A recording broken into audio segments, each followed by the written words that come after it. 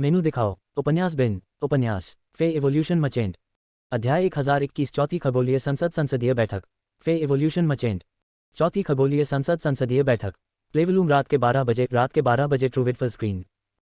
अध्याय 1021 चौथी खगोलीय संसद संसदीय बैठक। अनुवादक एटलिस स्टूडियो। संपादक एटलिस स्टूडियो। विशाल तारों वाले आकाश में अचानक दो स्वर्ण राशि नक्षत्र सिंहासन चमक उठे और क्रमशः सिंह और तुला सिंहासन के ऊपर एक विशाल सिंह और तराजू का सेट दिखाई दिया। नवंबर एप्सिलॉन एल इन। लिन युआन और वेन यू सिंह और तुला सिंहासन पर दिखाई दिए। वेन यू ने लिन युआन से धीरे से पूछा, यंग मास्टर, क्या आपको लगता है कि हमें दो नए सदस्यों को चुनकर या बेईजू और यिनलिन को बुलाकर शुरुआत करनी चाहिए?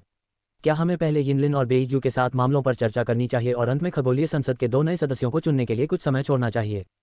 लिन युआन थोड़ा सा घबरा गया। वह यिनलिन और बेईजू को जाने बिना पहले दो नए सदस्यों को चुन सकता था ताकि खगोलीय संसद के सदस्यों को पता न चले कि उन्हें कैसे चुना गया था।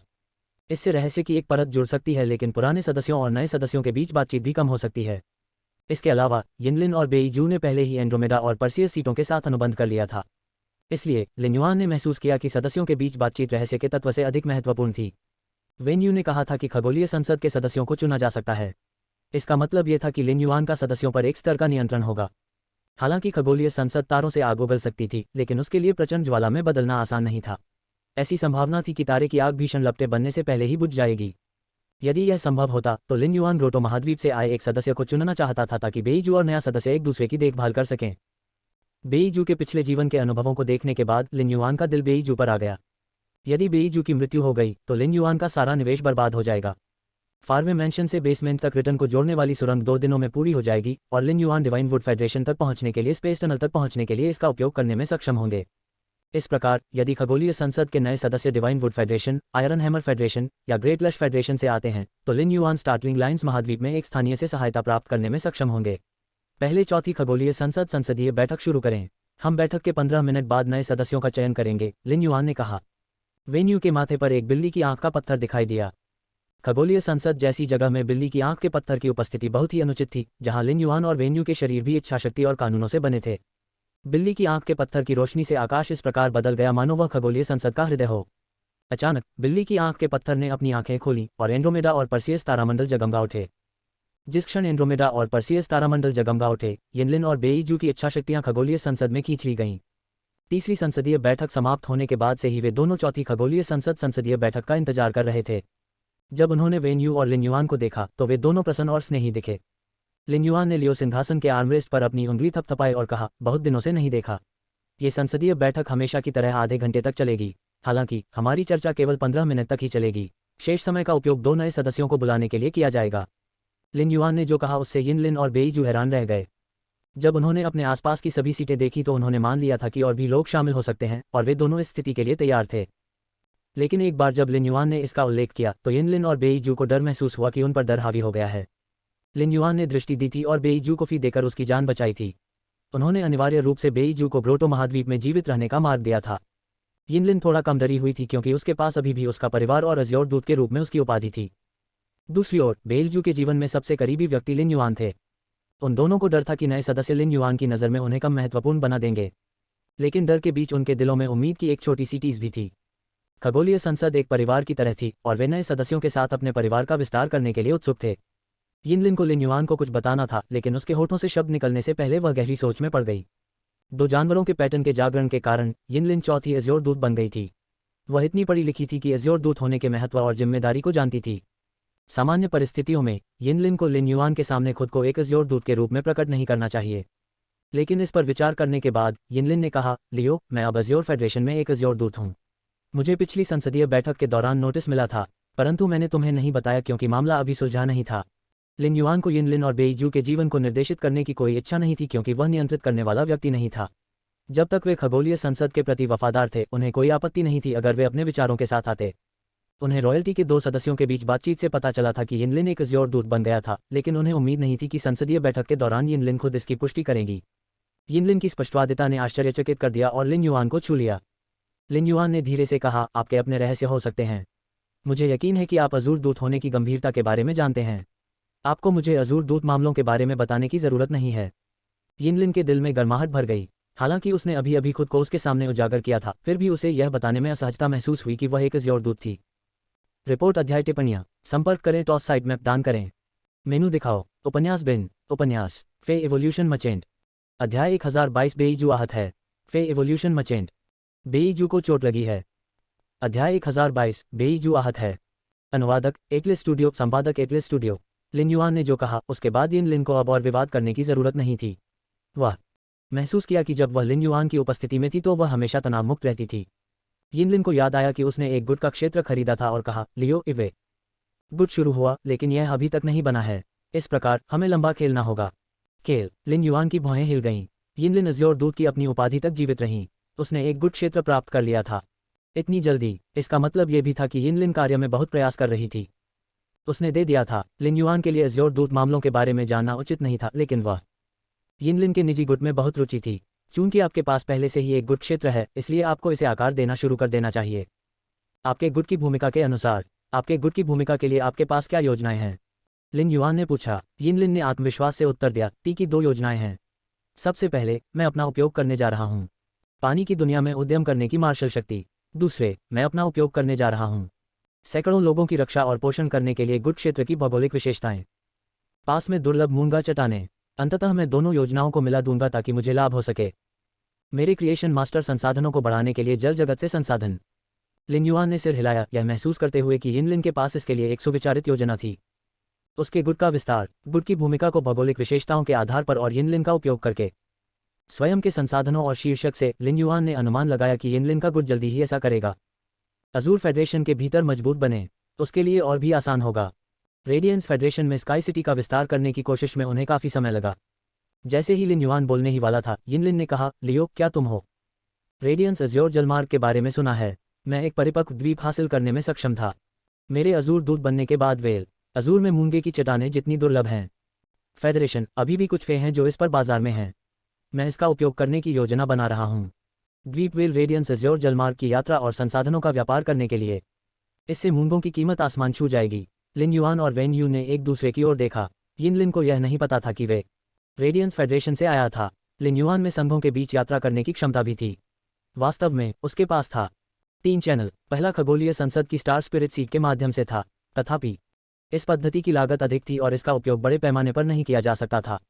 दूसरा चैनल फ्लोटिंग आइलैंड वेल था। स्पिरिट लॉक स्थानिक के बाद क्षेत्र विकसित हुआ। ऊष्मायन समय हमने काफ़ी कम कर दिया। फिर भी फ्लोटिंग आइलैंड वेल को अंडे सेने के लिए अभी भी 3 महीने और चाहिए। तीसरा चैनल इथेरियल जेलीफिश का स्पेस टनल था। हालांकि स्पेस टनल स्थिर थी, इसका उपयोग केवल एक फेडरेशन तक पहुंचने के लिए किया जा सकता था। इस कारण दूरी, लिन युआन व्यापार के लिए इसका उपयोग नहीं कर सका। अचानक लिन युआन के दिमाग में एक विचार आया, क्या आपको दुर्लभ मूंगा संसाधनों का उपयोग करने में कोई कठिनाई है? यिन लिन के चेहरे पर एक कड़वी मुस्कान फैल गई। एक अज़ूर दूत होने के बावजूद जो शक्तिशाली मार्शल बलों का उपयोग कर सकता है। उसके परिवार के दोनों तरफ उसके पास बहुत सारे क्रिएशन मास्टर संसाधन नहीं थे। दुर्लभ मूंगा प्रजाति के फेज इतने नाजुक थे कि उन्हें कई सृजन की आवश्यकता थी। मास्टर्स लगातार उन पर नजर रखें। जिन संसाधनों की सर्वाधिक मात्रा में आवश्यकता थी वे शुद्ध थे। स्वर्गीय युवती श्रेणी के मौलिक मोती। यिन लिन क्रिएशन मास्टर के लिए अपने परिवार पर बहुत अधिक निर्भर नहीं रह सकती थी। संसाधन, तो फिर हम साझेदारी क्यों नहीं स्थापित करते? जब आप किसी को भेजते हैं व्यापार के लिए आइलैंड वेल से लेकर रेडियंस फेडरेशन तक, आप सुनने के लिए जा सकते हैं। Listening heron chamber of commerce. बस उसे बताएं कि कितने और क्या। आपको जिस प्रकार के स्वर्गीय युवती श्रेणी के मौलिक मोतियों की आवश्यकता है। अगले दिन आप स्वर्गीय युवती श्रेणी के मौलिक मोती इकट्ठा करने के लिए किसी को भेज सकते हैं। सुनो से।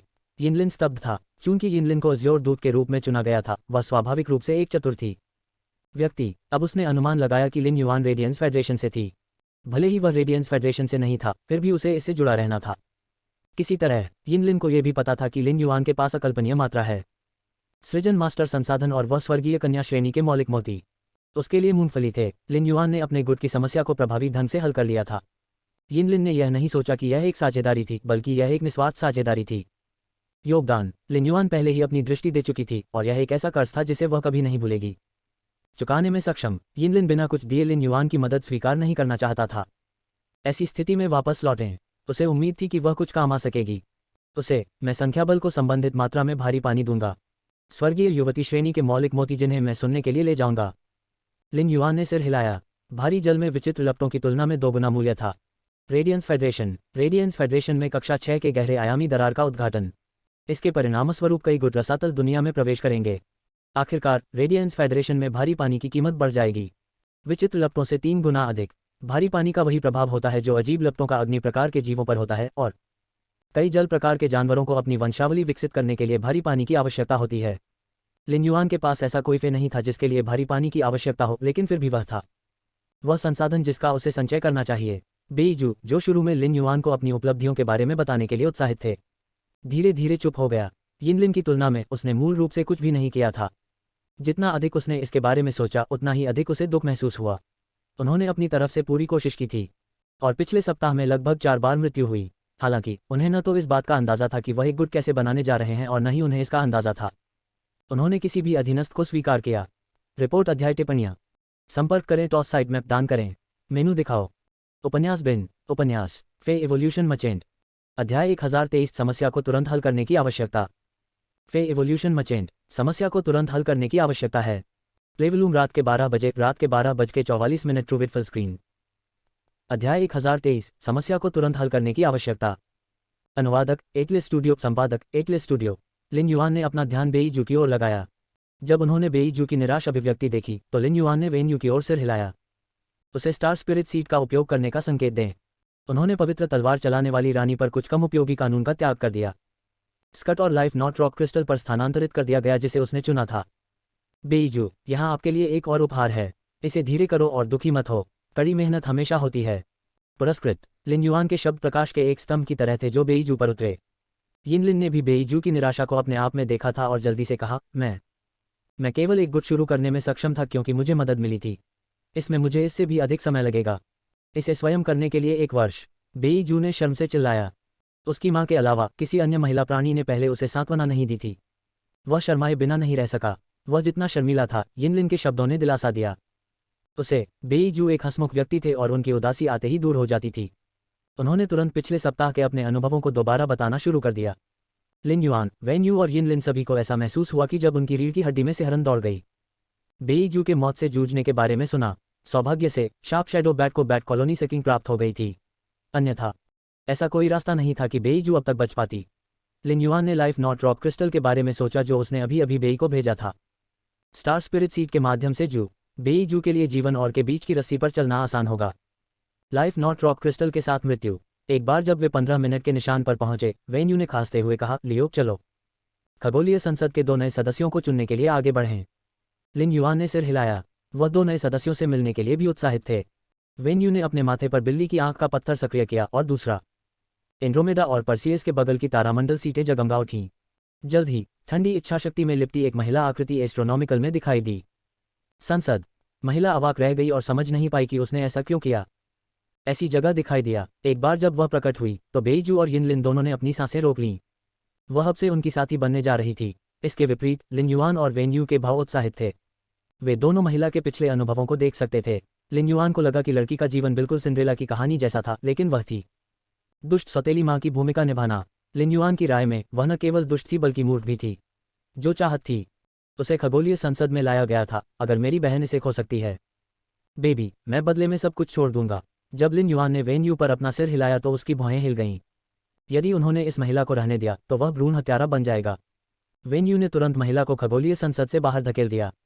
जल्द ही इच्छाशक्ति से युक्त एक अन्य व्यक्ति ने उसकी जगह ले ली। यिनलिन और बेईजू हालिया घटनाक्रम से स्तब्ध थे। वे इस धारणा के तहत थे कि भाग्य उन्हें यहाँ ले आया है, खगोलीय संसद। लेकिन अब ऐसा लग रहा था कि वे दोनों स्वर्ण पर हैं। सिंहासनों ने उन्हें बचाने के लिए जानबूझकर उन्हें उखाड़ दिया था। इससे यह आभार और अधिक बढ़ गया कि बेईजू और यिनलिन दूध पिला रहे थे। दूसरा व्यक्ति बिल्कुल बेईजू जैसा था क्योंकि वह भी उसी महाद्वीप से आया था। लिन युआन के बारे में कभी नहीं सुना था। उन्हें एक प्रतिष्ठित परिवार ने आमंत्रित किया था। उनका दामाद बन गया और यहाँ आया था क्योंकि उसके पास बहुत कुछ था। पत्नी के परिवार का दुर्व्यवहार। उसकी बेटी उब गई थी और उसने अपनी दादी के बालों को उखाड़ दिया था। कुत्ते की प्रजाति फी। सजा के तौर पर उसकी दादी ने उसे अंदर रहने के लिए मजबूर किया था, प्रतिबिंबित करने के लिए कुत्ते की प्रजाति का पिंजरा। इससे वह आदमी क्रोधित हो गया और उसकी इच्छा थी, यदि युद्ध के देवता अवतरित हों तो मैं तैयार हूं। मेरे पास जो कुछ भी है उसे छोड़ देना। लिन युआन को उस आदमी का मतलब समझ नहीं आया, इसलिए उसने पूछा, आप ऐसा क्यों करते हैं? चाहते हैं कि युद्ध का देवता अवतरित हो? जब वह अध्ययन कर रहा था तो उस व्यक्ति को स्पष्ट रूप से समझ नहीं आ रहा था कि क्या हो रहा है। तारों भरा आकाश उत्सुकता से। उन्होंने लिन युआन को अनुपस्थित मन से उत्तर दिया, जब युद्ध एन ओवल 1 भगवान अवतरित होंगे, 10,000 योद्धा उनके साथ होंगे और वे। इससे पहले कि वह आदमी बोलना समाप्त कर पाता, लिन युआन ने पहले ही वेन्यू को निर्देश दे दिया था। उसे खगोलीय संसद से बाहर निकालने के लिए, किसी व्यक्ति को आसमान से उतरने के लिए उसे राजा श्रेणी का विशेषज्ञ होना चाहिए। बहुत कम आलसी व्यक्ति को 10,000 राजा श्रेणी के विशेषज्ञों को बुलाने का कोई अधिकार नहीं था। जब वेन यू ने उस आदमी की बात सुनी तो उसने तुरंत अपना जबड़ा भींच लिया। सौभाग्य से उस प्रतिष्ठित परिवार की बेटी ने 88 दामादों को आमंत्रित किया था और वह आदमी अलग नहीं दिखा, नहीं तो घरवाले उसे लात मार देते। बहुत पहले बाहर। हालांकि वेन यू को आश्चर्य हुआ कि क्या प्रतिष्ठित परिवार की बेटी सक्षम थी इतने सारे पतियों को संभालना। इस बिंदु पर वेन यू ने अपनी भौहें सिकोड़ लीं। अगर वह इसे संभाल सकती है तो मुझे इसकी परवाह क्यों करनी चाहिए। उसने अपना सिर हिलाकर अपने दिमाग से सारे विचार मिटा दिए और तीसरे को बुलाया। खगोलीय संसद के लिए उम्मीदवार। इच्छाशक्ति से बना इस व्यक्ति का शरीर छोटा और कमजोर था। ये स्पष्ट था कि उसने हाल ही में विलपावर रूल को समझा था। जब लिन युआन ने तीसरे व्यक्ति के जीवन के अनुभव की जांच की तो उसने एक प्रश्न उठाया। वह अप्रत्याशित रूप से ये व्यक्ति आयरन हैमर फेडरेशन से आया था। चौंका देने वाली रेखाएं महाद्वीप। हालांकि यह व्यक्ति डिवाइन वुड फेडरेशन से नहीं आया था, वह था अभी भी स्टार्टलिंग लाइन्स महाद्वीप से। तीसरा उम्मीदवार एक युवा व्यक्ति था जो चू के समान उम्र का दिखता था। मैं एक साधारण पृष्ठभूमि से आया हूं। फिर भी वह बेई जू से बेहतर स्थिति में था क्योंकि उसे उसका प्यार प्राप्त था। कम से कम परिवार। उनके दादा एक जनजाति के नेता थे और इस युवक के पास क्रिएशन था। मास्टर प्रतिभा। जनजाति के सभी सदस्य इस युवक का बहुत सम्मान करते थे। युवक के जीवन के अनुभव की जांच करके इसने न केवल लिन युआन को दिया, युवक के जीवन के साथ साथ आयरन की संस्कृति के बारे में भी समझ। हैमर फेडरेशन भी। लिन युआन ने वेन यू की प्रश्नवाचक दृष्टि को देखा और सिर हिलाया। ये युवक इसके बदले में अपना सब कुछ त्यागने को तैयार था, अपने परिवार का अस्तित्व बचाए रखने के लिए, और लिन युआन को ऐसी इच्छा पूरी करने का कोई कारण नजर नहीं आया। हालांकि ये युवक यिनलिन और बेई जू से अलग स्थिति में था। यिनलिन और बेई जू की परिस्थितियां आपातकालीन नहीं थीं और लिन युआन की थीं। उनसे ये पूछने से पहले कि क्या वे ऐसा चाहते हैं, इस पर विचार करने के लिए उन्हें 1 सप्ताह का समय दिया जा सकता है। खगोलीय संसद में शामिल होने के बारे में निश्चित हूं। इस युवक के लिए ऐसा नहीं था क्योंकि उसका गोत्र बनने जा रहा था। कुछ ही घंटों में करपाइट कबीले द्वारा हमला किया गया। लिन युआन युवक की इच्छाशक्ति से बता सकता है कि सबसे मजबूत व्यक्ति इसमें शामिल है। हॉर्सशू जनजाति उनके दादा की रॉक स्मैश मोल थी। इस बीच क्यूप्राइट जनजाति के पास क्लास 2 क्रिएशन मास्टर के साथ साथ कई गोल्डफे भी थे। ये स्पष्ट था कि हॉर्सशू जनजाति के नुकसान की गारंटी थी, इसलिए लिन युआन को युवक के मुद्दे पर स्पष्ट होने की जरूरत थी। तुरंत रिपोर्ट अध्याय टिप्पणियां संपर्क करें टॉस साइड मैप दान करें मेनू दिखाओ उपन्यास बिन उपन्यास फे एवोल्यूशन मचेंट अध्याय 1024 मुद्दे की जड़ को संबोधित करें फे एवोल्यूशन मचेंट C1024 समस्या की जड़ का पता लगाएं। प्लेवलूम रात के 12 बज के 44 ट्रू विथ फुल स्क्रीन। अध्याय 1024 मुद्दे की जड़ को संबोधित करें। अनुवादक एटलिस स्टूडियो, संपादक एटलिस स्टूडियो। लिन युआन को युवक की स्थिति के लिए 2 समाधान निकालने में केवल 1 क्षण लगा। हालांकि उसे यह निर्णय लेने से पहले कि किसे चुनना है, सावधानी से सोचना होगा और दोनों विकल्पों पर विचार करना होगा। लिन युआन के लिए पहला समाधान यह होगा कि वह खगोलीय संसद के माध्यम से ईथर जेलीफिश के जालों में से एक को तालेई को भेजे।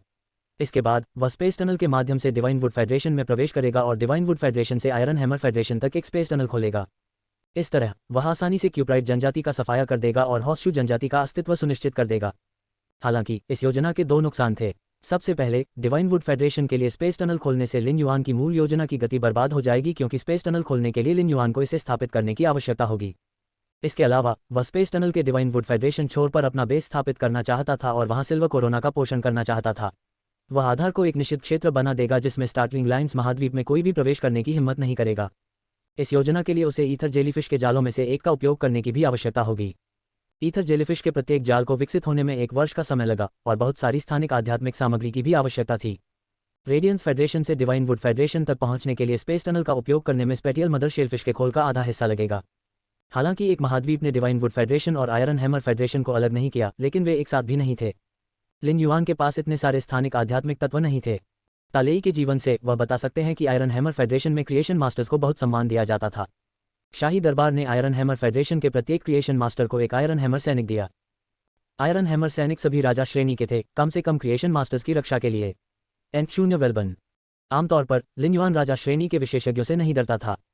हालांकि अगर आयरन हैमर फेडरेशन के क्लास 2 क्रिएशन मास्टर और आयरन हैमर सोल्जर में से कोई एक लड़े तो शाही अदालत निश्चित रूप से अप्रसन्न होगी। ऐसा कोई रास्ता नहीं था कि अन्य जनजातियों को क्यूप्राइट जनजाति और हॉर्सशू जनजाति के बीच लड़ाई के बारे में पता न चले। ये संभावना थी कि शाही अदालत बाद में हॉर्सशू जनजाति को निशाना बनाएगी। यदि लिन युआन पहली योजना पर अमल करता तो वह हॉर्सशू कबीले के भाग्य को त्वरित मृत्यु से धीमी मृत्यु में बदल देता। मुद्दे की जड़ पर ध्यान दिया जाना चाहिए। इस प्रकार लिन युआन ने पहली योजना को छोड़ दिया। दूसरी योजना बहुत सरल थी। आयरन हैमर फेडरेशन ने क्रिएशन मास्टर्स को कितना महत्व दिया, उसे बस तालेई को क्लास एक क्रिएशन मास्टर बनने में मदद करने की ज़रूरत थी, जिसे शाही अदालत द्वारा जल्द से जल्द मान्यता दी गई थी। तब उनकी सारी परेशानियां दूर हो जाएंगी। रेडियंस फेडरेशन की तुलना में आयरन हैमर फेडरेशन में क्लास एक क्रिएशन मास्टर बनना बहुत आसान था। रेडियंस फेडरेशन में स्पिरिट क्यूई पेशेवरों को क्रिएशन मास्टर परीक्षा देने के लिए 3 लाइफस्टाइल क्लास व्यवसायों में से एक को चुनना था। स्पिरिट क्यूई प्रोफेशनल द्वारा चुने गए लाइफस्टाइल क्लास व्यवसाय की कक्षा 1 की परीक्षा पूरी करने के बाद ही वह परीक्षा दे सका। क्लास 1 क्रिएशन मास्टर बने। रेडियंस फेडरेशन में कक्षा 1 क्रिएशन मास्टर परीक्षा में आमतौर पर एक फे का ग्रेड विकसित करना शामिल होता है। लिन युआन ने रेडबर्ड सिटी में कक्षा 1 और 2 क्रिएशन मास्टर परीक्षा दी थी, इसलिए वह परीक्षा की आवश्यकताओं से अच्छी तरह वाकिफ थे। तालेई की समझ से आयरन हैमर फेडरेशन में क्रिएशन मास्टर परीक्षा बहुत सरल थी। जब तक एक स्पिरिट क्यूई पेशेवर के पास पर्याप्त विद्वान, आध्यात्मिक घटक विश्लेषक और फे ऑब्जर्वर ज्ञान है, वे क्लास 1 क्रिएशन बनने के लिए शाही अदालत में आवेदन करने में सक्षम होंगे। मालिक शाही दरबार ज्ञान का मूल्यांकन करने के लिए किसी को भेजता था। एक बार स्पिरिट क्यूई प्रोफेशनल पास हो जाने पर वे आधिकारिक क्लास 1 क्रिएशन मास्टर बन जाएंगे। स्पिरिट तरल पदार्थ बनाने या फेज विकसित करने की कोई आवश्यकता नहीं थी। आखिरकार स्पिरिट द्रव मिश्रण का आधार ज्ञान का खजाना था। क्लास 2 क्रिएशन मास्टर टेस्ट के दौरान ही आयरन हैमर फेडरेशन की शाही अदालत स्पिरिट तरल पदार्थ के मिश्रण का परीक्षण करेगी। लिन युआन ने अनुमान लगाया कि आयरन हैमर फेडरेशन में क्रिएशन मास्टर्स की कमी के कारण iron hammer federation class 1 creation masters के बारे में इतना ढीला था। इस प्रकार लिन युआन को तालेई की मदद के लिए स्टार स्पिरिट सीट का उपयोग करने के लिए वेन्यू की आवश्यकता थी। इसके बाद वह जीनियस को तालेई को कक्षा 1 के विद्वान, आध्यात्मिक घटक विश्लेषक और फे ऑब्जर्वर ज्ञान के बारे में सिखाने के लिए कनेक्टेड टेल्स का उपयोग करने का निर्देश देगा।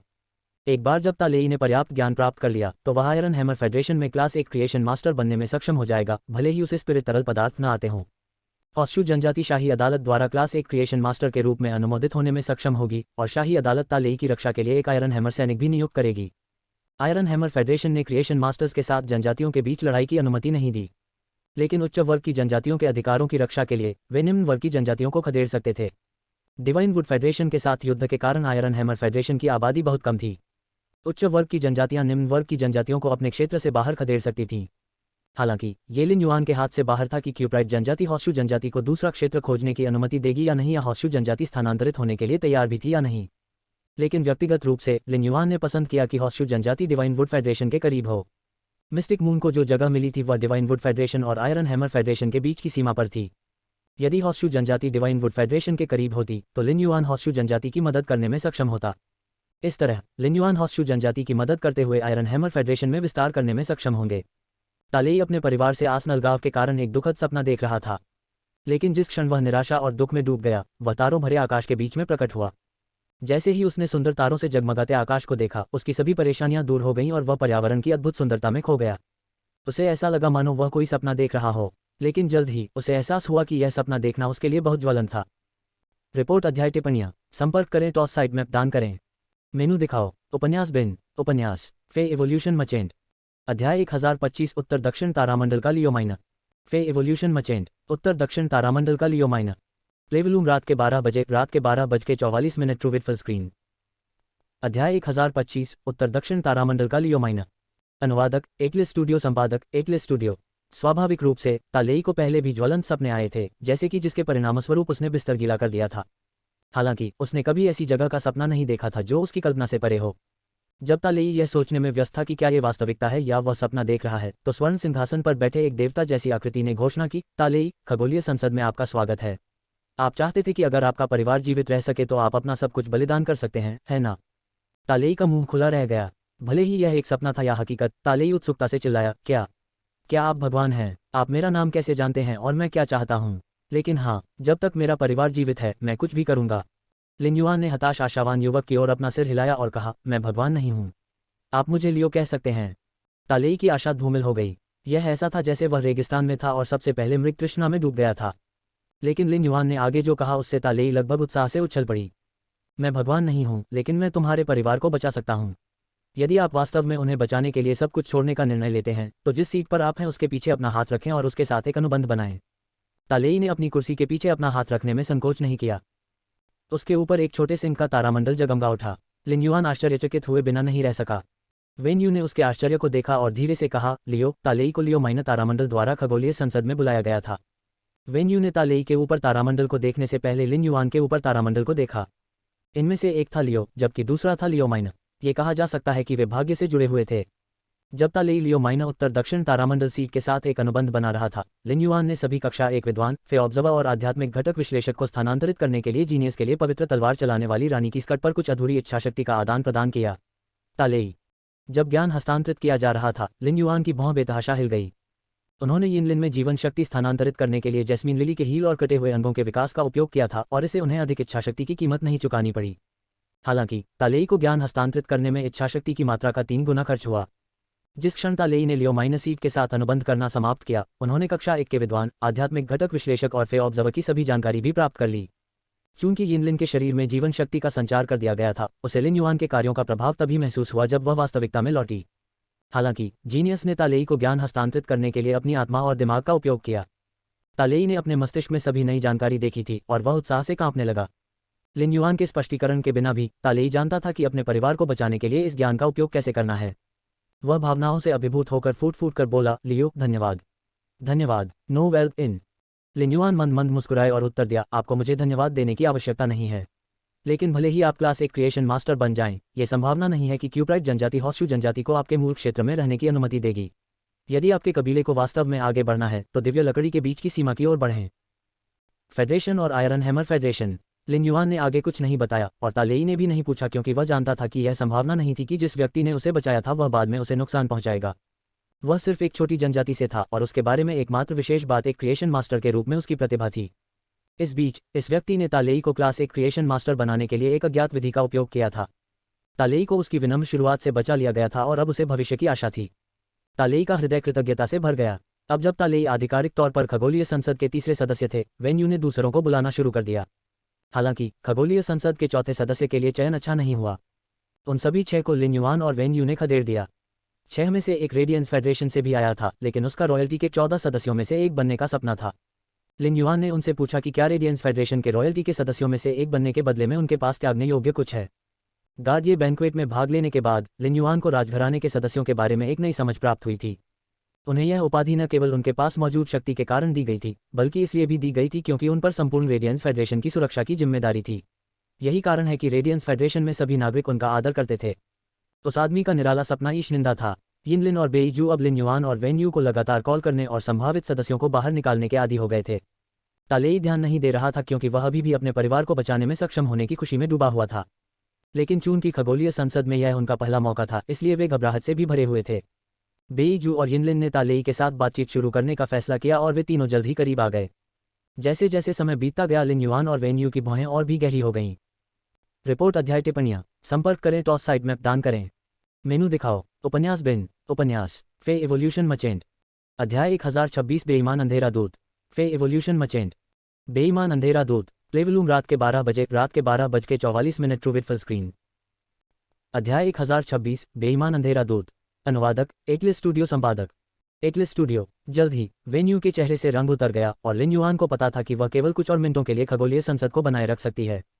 लिन युआन ने वेन यू से कहा, एक आखिरी व्यक्ति को बुलाओ। यदि यह अभी भी काम नहीं करता है तो हम अगली संसदीय बैठक के दौरान चौथे सदस्य को चुनेंगे। जिस क्षण लिन युआन ने बात की, 4 इच्छा शक्तियों में लिपटी एक आकृति खगोलीय संसद में दिखाई दी और लिन युआन ने एक पवित्र स्रोत जीवन रूप की परिचित आभा को महसूस किया। हालांकि इस व्यक्ति के पवित्र स्रोत जीवन रूप की आभा अजीब थी। वह अत्यंत कमजोर था, मानो किसी भी क्षण गायब हो जाएगा।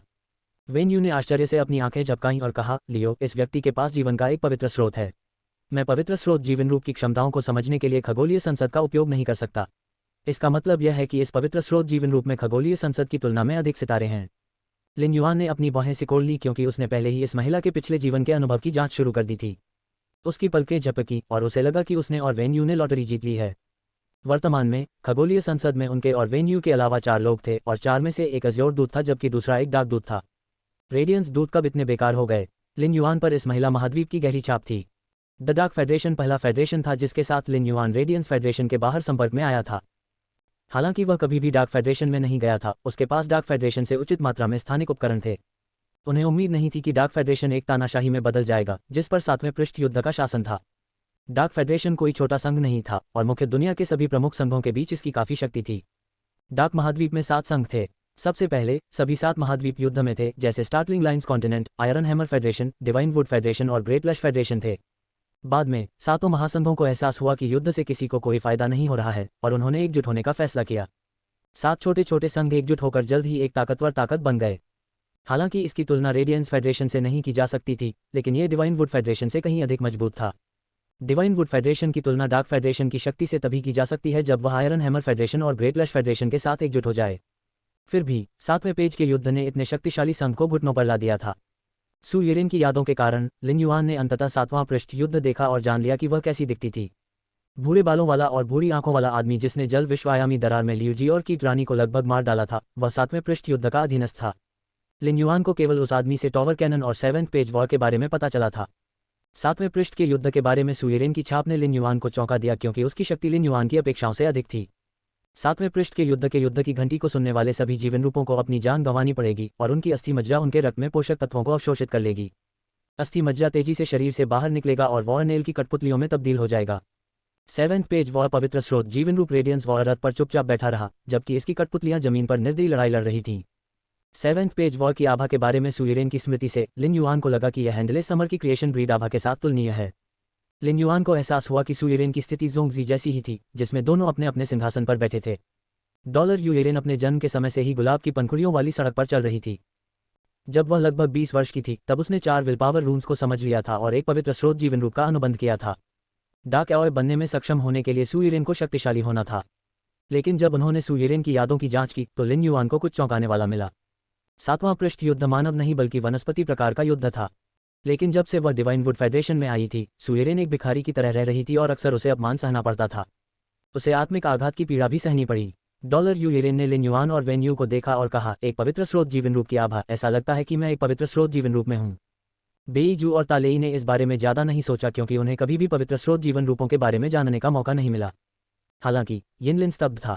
उसने अभी तक किसी पवित्र स्रोत जीवन रूप का अनुबंध नहीं किया था, लेकिन उसके दादाजी ने उसके लिए पहले से ही एक तैयार कर लिया था। यिनलिन ने पवित्र स्रोत जीवन रूप के साथ मज्जा अनुबंध नहीं किया था क्योंकि वह खगोलीय संसद की संसदीय बैठक को छोड़ना नहीं चाहती थी, इसलिए वह अभी भी यह समझने में असमर्थ थी कि खगोलीय संसद क्या थी। वह मुस्कुराए और अपने स्वयं के एक पवित्र स्रोत जीवन रूप को अनुबंधित करने के लिए उत्सुक थी। लिन युआन ने सु येरेन के दावे से इनकार नहीं किया। उसने सिर हिलाया और कहा, आप सही कह रहे हैं। आप अपने अस्तित्व के बदले में सब कुछ त्यागना चाहते थे। मैं तुम्हें बचा सकता हूँ। क्या आप अपना वादा निभाने को तैयार हैं? यू येरेन चुप हो गई और उसने लिन युआन के शब्दों पर विचार करना शुरू कर दिया। वेन यू ने सु येरेन से पूछा, मेरा नाम लिब्रा है। वह सिंह है। तुम्हारा नाम क्या है? यू येरेन जवाब देने से पहले एक पल के लिए रुके। मेरा नाम सु किंग है। जाहिर तौर पर सु येरेन को इस बात का अंदाजा नहीं था कि लिन युआन और वेन यू पहले से ही उसके बारे में सब कुछ जानते थे। सु येरेन का जवाब सुनकर लिन युआन और वेन यू एक दूसरे को देखकर मुस्कुराए। जाहिरा तौर पर यह डार्क एओय सु येरेन बेईमान था। हालांकि लिन युआन को यह उम्मीद नहीं थी कि डार्क एओय तुरंत झुक जाएगा और उसकी सीट के साथ अनुबंध कर लेगा, सिर्फ इसलिए क्योंकि वह जानती थी कि एक पवित्र स्रोत जीवन रूप ने उसे बुलाया था। क्या मैं अपनी स्थिति बदल सकता हूँ? मेरा शरीर 4 इच्छा शक्तियों से बना है और मैं महसूस कर सकता हूँ कि आपके पास जीवन रूप का एक पवित्र स्रोत है। इसका मतलब यह है कि मेरे पास भी एक पवित्र स्रोत जीवन रूप है। जब सु येरेन बोल रही थी, लिन युआन की आवाज़ उसके कान में पड़ी। सु येरेन, आप अपनी स्थिति नहीं बदल सकती। रिपोर्ट अध्याय टिप्पणियाँ। संपर्क करें, टॉस साइड मैप दान करें। मेनू दिखाओ। उपन्यास बिन। उपन्यास फे इवोल्यूशन मचेंट। अध्याय 1027 आशा सदैव है। फे इवोल्यूशन मचेंट। C1027 आशा हमेशा रहती है। प्लेवलूम रात के 12 बजे, रात के 12:44 ट्रूविट फुल स्क्रीन। अध्याय 1027 हमेशा आशा है। अनुवादक एटलिस स्टूडियो, संपादक एटलिस स्टूडियो नोवेल.1n। लिन युआन को उम्मीद नहीं थी कि खगोलीय संसद में प्रवेश करने के तुरंत बाद सु येरेन का दिमाग इतना स्पष्ट हो जाएगा। उसे तुरंत अपनी परिस्थिति का एहसास हो गया था और वह अपने लिए सबसे अच्छा सौदा पाने के लिए अपनी योग्यता का लाभ उठाना चाहती थी। लेकिन सु येरेन की पुष्टि के बिना भी लिन युआन को पता था कि वह इसके बदले क्या शर्त चाहती थी। लिन युआन इसमें हिस्सा नहीं लेंगे, चाहे वह 7वें पेज युद्ध से डार्क कॉन्टिनेंट को वापस छीनना हो या डार्क फेडरेशन को उसके पूर्व गौरव पर लौटाना हो। यदि उसने शुरू से ही ये इच्छाएं की होती तो लिन युआन अपनी शक्तियों और डार्क एनवॉय के रूप में अपने खिताब के बावजूद वेन यू को सु येरेन को लात मारने के लिए कहने में संकोच नहीं करती। लिन युआन और 7th पेज वॉर दुश्मन थे, लेकिन लिन युआन का डार्क फेडरेशन से कोई लेना देना नहीं था। इसके अलावा लिन युआन और 7th पेज वॉर की दुश्मनी इसलिए शुरू हुई क्योंकि 7th पेज वॉर ने रेडियंस फेडरेशन में परेशानी पैदा कर दी थी।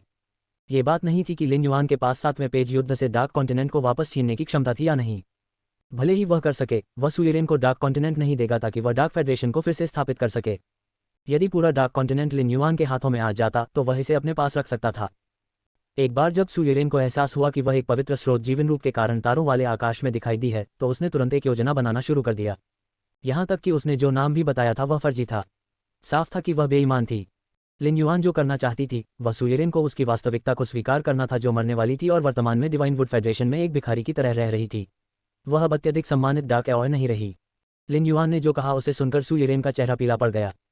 उसे उम्मीद नहीं थी कि हजारों इच्छाशक्तियों और कानूनों में लिपटा यह व्यक्ति उसका असली नाम बताएगा और उसके झूठ का पर्दाफाश करेगा। हालांकि वह दोषी नहीं थी। इसके बजाय उसने लिन युआन की ओर देखा और उसके दिमाग में हलचलें घूमने लगीं।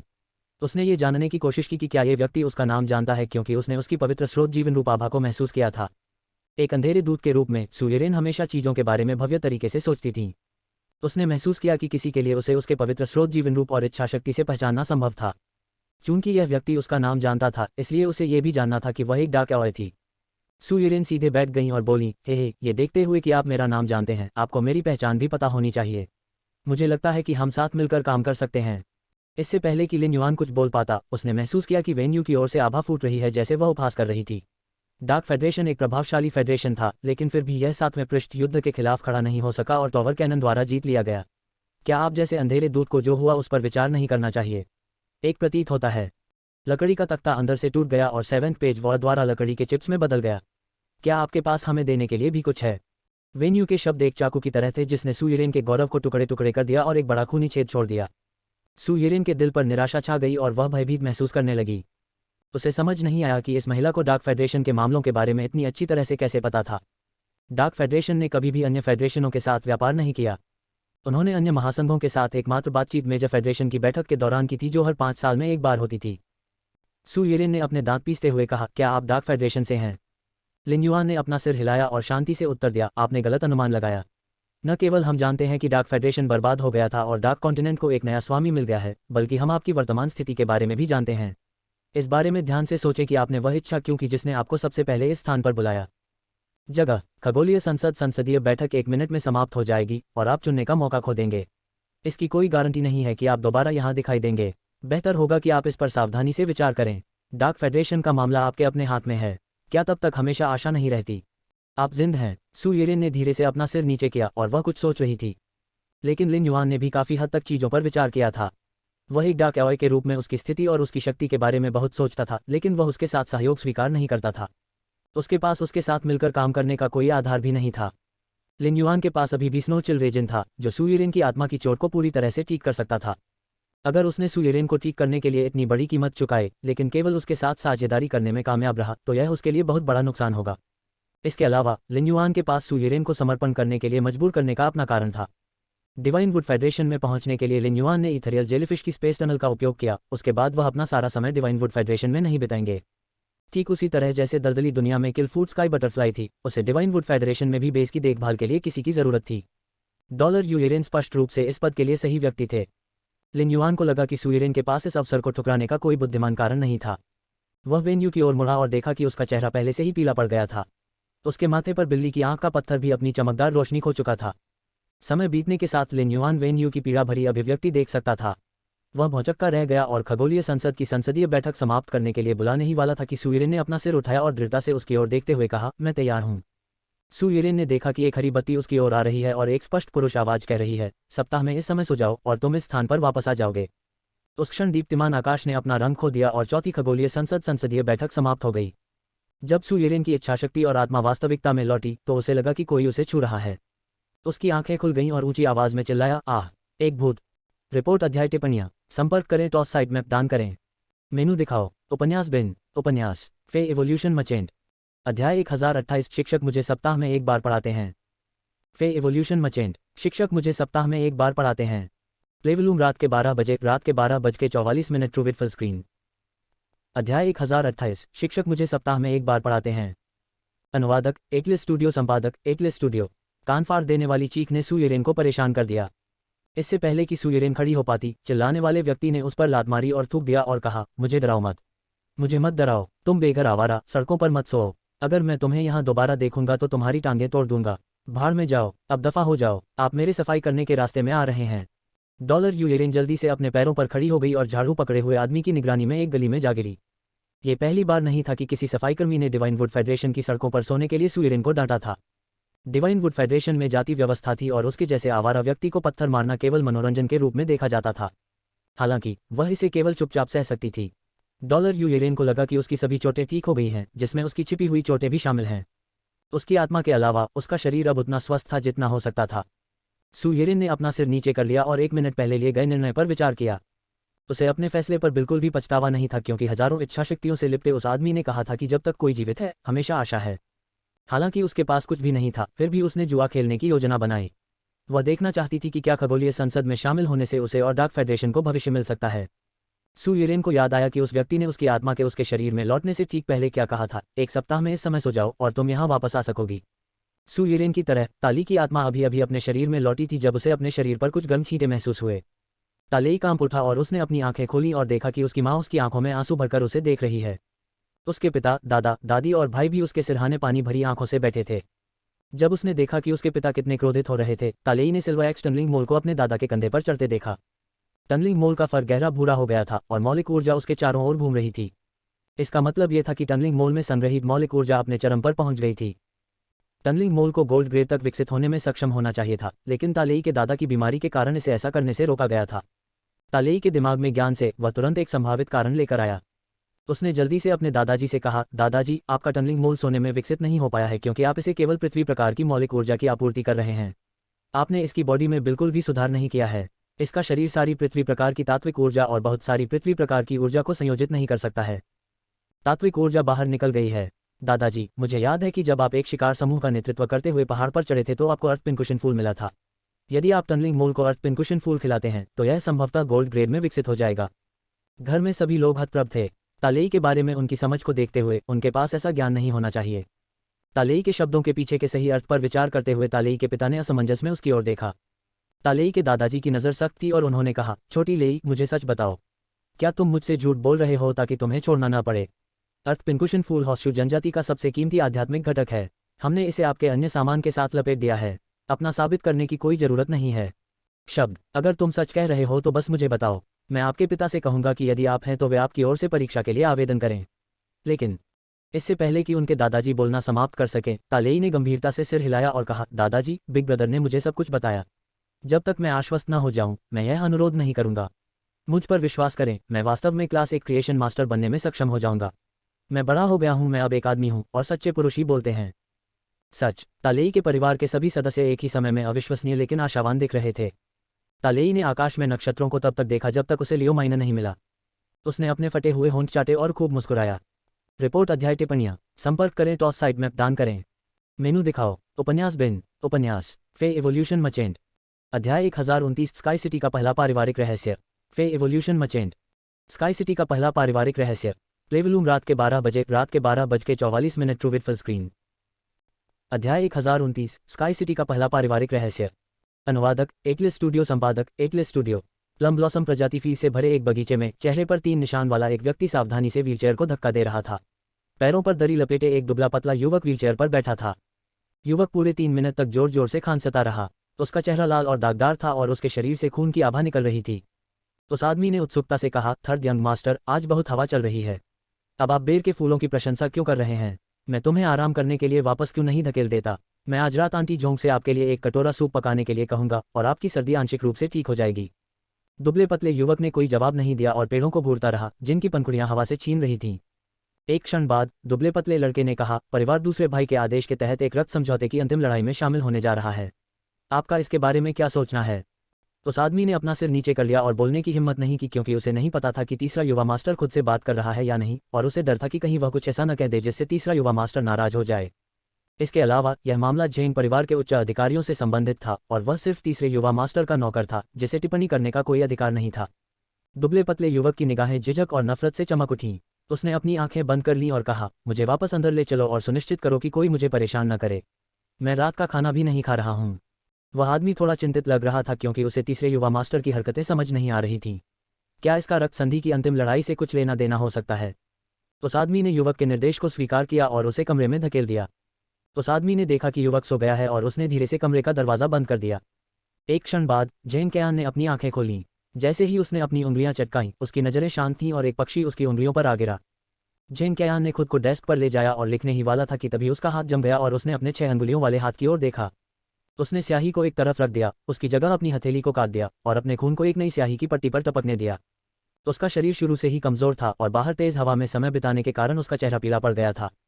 वेन यू को पता था कि लिन युआन ने प्रशिक्षण के लिए डिवाइन वुड फेडरेशन में जाने के लिए ईथर जेलीफिश के टेंटिकल्स का उपयोग करने की योजना बनाई थी, क्योंकि उसने उसे इस बारे में बताया था।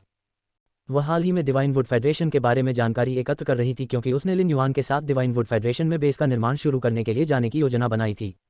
वेन यू ने वहां बुनियादी प्रबंधन स्थापित करने के बाद दूर से आधार का प्रबंधन करने की योजना बनाई, और वह जानती थी कि सुइरेन की क्षमता ने लिन युआन का ध्यान खींचा था। उसने फैसला किया कि वह डिवाइन वुड फेडरेशन में सुइरेन पर कड़ी नज़र रखने में लिन युआन की मदद करेगी, ताकि यह सुनिश्चित किया जा सके कि सुइरेन किसी भी सीमा को पार न करें। वेन यू ने सुइरेन के पिछले अनुभवों के बारे में सोचा और सुइरेन, डार्क फेडरेशन और सातवें पृष्ठ युद्ध के बारे में सारी जानकारी व्यवस्थित करने के लिए एलिमेंटल पेपर के ही हेवन सीक्रेट्स का उपयोग किया। पूरे आधे घंटे तक अखबार इधर उधर उड़ते रहे। लिन युआन के सामने कागज़ का ढेर लगा हुआ था। जब वेन यू ने यह हेवन सीक्रेट्स का उपयोग किया तो उसने अधिक आध्यात्मिक ऊर्जा का उपयोग किया था। उसका चेहरा पहले से भी ज़्यादा पीला पड़ गया था और वह काफ़ी कमज़ोर भी लग रही थी। उसने अपनी ऊर्जा जुटाने की कोशिश करते हुए कहा, युवा मास्टर, मुझे डर है कि समय के साथ सुइरेन के जीवन की मेरी यादें धुंधली हो जाएंगी, इसलिए मैंने उन सभी को अभी रिकॉर्ड किया है। मैं ये जानकारी स्काई सिटी के अनुसंधान कक्ष में छोड़ दूंगा। ये स्काई सिटी का पहला पारिवारिक रहस्य है। लिन युआन ने वेन यू के भूतिया पीले चेहरे को देखा और कहा, तुमने कड़ी मेहनत की है। कोई और काम करने से पहले जाओ और आराम करो। मैं इस जानकारी की एक प्रति बनाने जा रहा हूँ और इसे रेडियंट मून पैलेस में ले जाऊंगा। लिन युआन ने पहले ही मून महारानी से फ़ोन पर बात की थी और वह कल पर्पल बैम्बू फॉरेस्ट से लौट रही थी। डार्क फेडरेशन के विनाश और सातवें पेज युद्ध के बारे में जानकारी बहुत महत्वपूर्ण थी और लिन युआन को लगा कि मून महारानी को इसके बारे में जल्द से जल्द जानने की जरूरत है। वेन यू के आराम करने के लिए अपने कमरे में लौटने के बाद लिन युआन स्पिरिट लॉक स्थानिक क्षेत्र में चली गई। उसने तुरंत क्लेन हब के माध्यम से दलदली दुनिया में प्रवेश नहीं किया। इसके बजाय उसने 12 स्काई फ्रेग्रेंस ब्यूटी तितलियों को देखा, जिन पर अभी तक ध्यान देने का उसे समय नहीं मिला था, और 12 जल प्रकार के तात्विक तितलियों को देखा जो मूविंग सोर्स वाटर से आए थे। रिपोर्ट अध्याय टिप्पणियाँ। संपर्क करें, टॉस साइड मैप दान करें। मेनू दिखाओ। उपन्यास बिन। उपन्यास फे एवोल्यूशन मचेंट। अध्याय 1030 ब्रह्मा कीटों की गुप्त बैठक का पिंजरा। फे एवोल्यूशन मचेंट। ब्रह्मा कीड़ों की गुप्त बैठक का पिंजरा। प्लेवलूम रात के 12:44 ट्रू विथ फुल स्क्रीन। अध्याय 1030 ब्रह्मा कीड़ों की गुप्त बैठक का पिंजरा। अनुवादक एटलिस स्टूडियो। संपादक एटलिस स्टूडियो। सूरज पश्चिम में डूब रहा था और आग उगलते लाल बादलों के ढेर ने जले हुए नारंगी आकाश को ढक लिया था। सुंदर लाल बादल हल्के लाल रंग में रंगता हुआ प्रतीत हो रहा था और इससे पूरा आकाश और भी अधिक विशाल दिखाई देने लगा। किसी तरह सूरज का डूबना भी धीमा लग रहा था। शांत आकाश के नीचे एक विशाल प्राचीन घर में चांदी के बालों वाली एक महिला बैठक कक्ष में मेज को जोर से पटक रही थी। मेज के चारों ओर बैठे अन्य लोग पहले तो क्रोधित दिखे, लेकिन जब चांदी के बालों वाली महिला ने मेज पटक दी तो बाकी लोगों ने अपना सिर नीचे कर लिया। यहाँ तक कि मेज के शीर्ष पर बैठे प्रभावशाली बूढ़े व्यक्ति की भी चांदी के बालों वाली महिला से नजरें मिलाने की हिम्मत नहीं हुई। फैन लिंगलोंग, मैंने तुम्हें लगभग 2 घंटे तक बकझक करने दिया। मैंने पहले इसलिए कुछ नहीं बोला क्योंकि समस्या का स्रोत मैं ही हूँ, लेकिन आपको पूरे 2 घंटे तक मुझे डांटने की जरूरत नहीं पड़ी। किलफूड वम अपने आप भाग गया, सिर्फ इसलिए कि यह मेरी गलती कैसे बन गई क्योंकि मैंने सबसे पहले इस पर ध्यान दिया और इसका पीछा किया। कुछ भी नहीं। तुम मूर्खों को यह भी पता था कि किलफूड वम भाग गया है, तो तुम्हें मुझे दोष देने का क्या अधिकार है? मेज के सिरहाने बैठे बुजुर्ग व्यक्ति ने अपने होंठ भींचे और बुदबुदाया, बड़ी बहन, मैं गार्डिये बैंक्वेट में भाग ले रहा था। मैं तुम्हें 2 घंटे तक डांटने की हिम्मत कभी नहीं कर सकता। मैंने अभी इस मामले का उल्लेख किया है और किलफूड वम के पालन पोषण के लिए हमारे द्वारा उपयोग किए गए संसाधनों का एक संकलन किया है।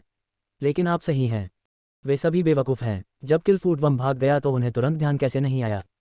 चांदी के बालों वाली महिला ने मेज थपथपाए और खड़ी होकर चिल्लाई, फैन लिंगलोंग, आपने आखिरकार अपनी सच्ची भावनाएं बता दी। मैंने भी तुरंत ध्यान नहीं दिया। आप मुझे बेवकूफ़ कहने की कोशिश कर रहे हैं। केज ऑफ ब्रह्मा इंसेक्ट्स के नेता ने जवाब देने से पहले अपना गला साफ किया। बड़ी बहन, बैठ जाओ। इन सभी कनिष्ठों के सामने मेरे गौरव का कुछ हिस्सा मुझे छोड़ दो। भले ही आपने किलफूड वम खो दिया हो, हम केवल चरम में थक 2 किलफूड वम के नुकसान को झेल सकते हैं। मामले की जड़ चंद्रमा महारानी है। शिष्य, बड़ी बहन। फैन लिंगलोंग आगे बढ़ने से पहले एक पल के लिए रुके। किलफूड वम ने मिस्टिक मून की उपस्थिति में मून महारानी के शिष्य पर हमला किया। चांदी के बालों वाली महिला ने वापस बैठने से पहले उपहास किया। मेज के आसपास मौजूद बाकी लोगों ने सिर उठाया और बैठक जारी रखी। उपस्थित अधेड़ उम्र के लोग इस बात से परेशान नहीं दिखे जैसे कि ऐसी स्थितियां आम थीं। फैन लिंगलोंग अभी भी चांदी के बालों वाली महिला की अभिव्यक्ति को देख रहा था। वह बता सकता था कि उसकी बड़ी बहन सचमुच गुस्से में थी और जब वह बैठी तो उसके चेहरे पर भी उतनी ही खटास थी। फैन लिंगलोंग बहुत असहज थे। वह जानता था कि उसने अपनी जान बचाने और लिन युआन के साथ संबंध बनाने के लिए मून महारानी की शिष्या को किलफूड वम दिया था। ब्रह्मा कीड़ों का पिंजरा प्रभावशाली दिखाई दिया क्योंकि वे पिछले 30 वर्षों से शीर्ष 3 गुटों में से एक बने हुए थे। हालांकि केज ऑफ ब्रह्मा कीड़ों की सभी उपलब्धियां बड़ी बहन के प्रयासों से आईं। ब्रह्मा कीड़ों का पिंजरा रैंकों पर चढ़ने में सक्षम था क्योंकि उन्होंने रक्त संधि अंतिम लड़ाई के दौरान लगातार अन्य गुटों को खत्म कर दिया था। एक रक्त समझौते की अंतिम लड़ाई में ब्रह्मा कीड़ों के पिंजरे ने शीर्ष गुट पर विजय प्राप्त कर ली थी, जिसकी भूमिका ब्रह्मा कीड़ों के पिंजरे के समान थी। ब्रह्मा कीटों के पिंजरे द्वारा दूसरे गुट के संसाधनों पर कब्जा करने के बाद उनकी प्रगति आसमान छू गई और उन्होंने कीट प्रजाति के फे बाजार पर हावी होना शुरू कर दिया। लेकिन ये रक्त संधि के अंतिम झगड़े के कारण भी था कि ब्रह्मा कीड़ों के पिंजरे के लगभग सभी शीर्ष विशेषज्ञ मारे गए या घायल हो गए। उस समय फैन लिंगलोंग अभी भी ब्रह्मा कीड़ों के पिंजरे को सफल करने में असमर्थ थे। ऐसे में बड़ी बहन ने बागडोर संभाल ली थी। हो सकता है कि वह शक्तिशाली न हो और अभी अभी कट्टर वर्ग में पहुंची हो, लेकिन एक गुट विकसित करने की उसकी क्षमता मजबूत थी। 20 वर्षों में बड़ी बहन ने केज ऑफ ब्रह्मा इंसेक्ट्स का स्थान सुरक्षित कर लिया था और इसके शीर्ष 3 गुटों में से एक बने रहने की नींव रखी थी। जब फैन लिंगलोंग बड़े हुए तो बड़ी बहन ने गुट उन्हें सौंप दिया। इस प्रकार ब्रह्मा कीड़ों के पिंजरे के सभी मुख्य सदस्य बड़ी बहन का उतना ही सम्मान करते थे जितना वे उनका करते थे। इसके अलावा फैन लिंगलोंग अभी भी बड़ी बहन के अधीन था। इसके बावजूद फैन लिंगलोंग अभी भी ब्रह्मा कीड़ों के पिंजरे का नेता था और वह बड़ी बहन की भावनाओं के कारण मुख्य विषय की उपेक्षा नहीं करेगा। जैसे ही फैन लिंगलोंग दोबारा बोलने वाले थे, फैन जियानाई ने कहा, मुझे पता है कि यह बैठक गोल्डन लॉर्ड्स ब्रोकेड पर्स पर चर्चा करने के लिए भी है। फैन लिंगलोंग ने जल्दी से कहा, चेंगर्जी, हमें उस जानकारी के बारे में बताएं जो आपने पिछले कुछ दिनों में गोल्डन लॉर्ड्स ब्रोकेड पर्स पर एकत्र की है। फैन चेंगर्जी ने खड़े होकर घोषणा की, मैंने सुना है कि मून एम्प्रेस का शिष्य कोइलिंग ड्रैगन वैली और डार्क क्लाउड्स बर्ड श्राइन के करीब है और उनके सभी उच्च श्रेणी के क्रिएशन मास्टर्स के पास अब गोल्डन लॉर्ड्स ब्रोकेड पल है। कोइलिंग ड्रैगन वैली ने हमेशा लॉर्ड बैम्बू मोनार्क के साथ अपने रिश्ते का इस्तेमाल किया है और कभी भी मून एम्प्रेस से नहीं जुड़ा है।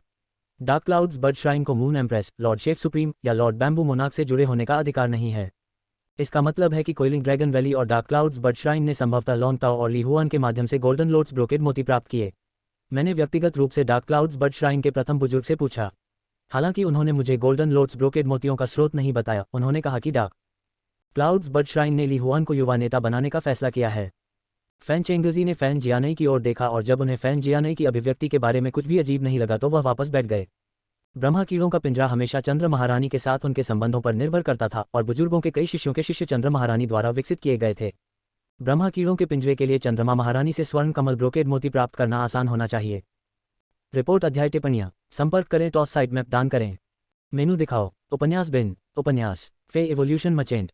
अध्याय 1031 आकाश की सुगंध सौंदर्य तितलियों का अचानक परिवर्तन। फे एवोल्यूशन मचेंट C1031 आकाश की सुगंध सौंदर्य तितलियों का अचानक परिवर्तन। प्लेवलूम रात के 12 बजे रात के 12:44 ट्रूविट फुल स्क्रीन। अध्याय 1031 आकाश की सुगंध सौंदर्य तितलियों का अचानक परिवर्तन। अनुवादक एटलिस स्टूडियो, संपादक एटलिस स्टूडियो। लेकिन अब जब ऐसा हुआ तो ब्रह्मा कीड़ों का पिंजरा चंद्रमा की महारानी से गोल्डन लॉर्ड्स ब्रोकेड मोती मांगने के लिए रेडियंस मून माउंटेन पर जाने के लिए खुद को तैयार नहीं कर सका। इस डर के कारण केज ऑफ ब्रह्मा कीड़ों को पता था कि 30 वर्षों तक शीर्ष 3 गुटों में से एक होने के बावजूद चंद्रमा महारानी की उपस्थिति में वे कितने छोटे थे। फैन जियानाई के चेहरे पर एक दोषी भाव आया और उसने कहा, इस मामले को मुझ पर छोड़ दो।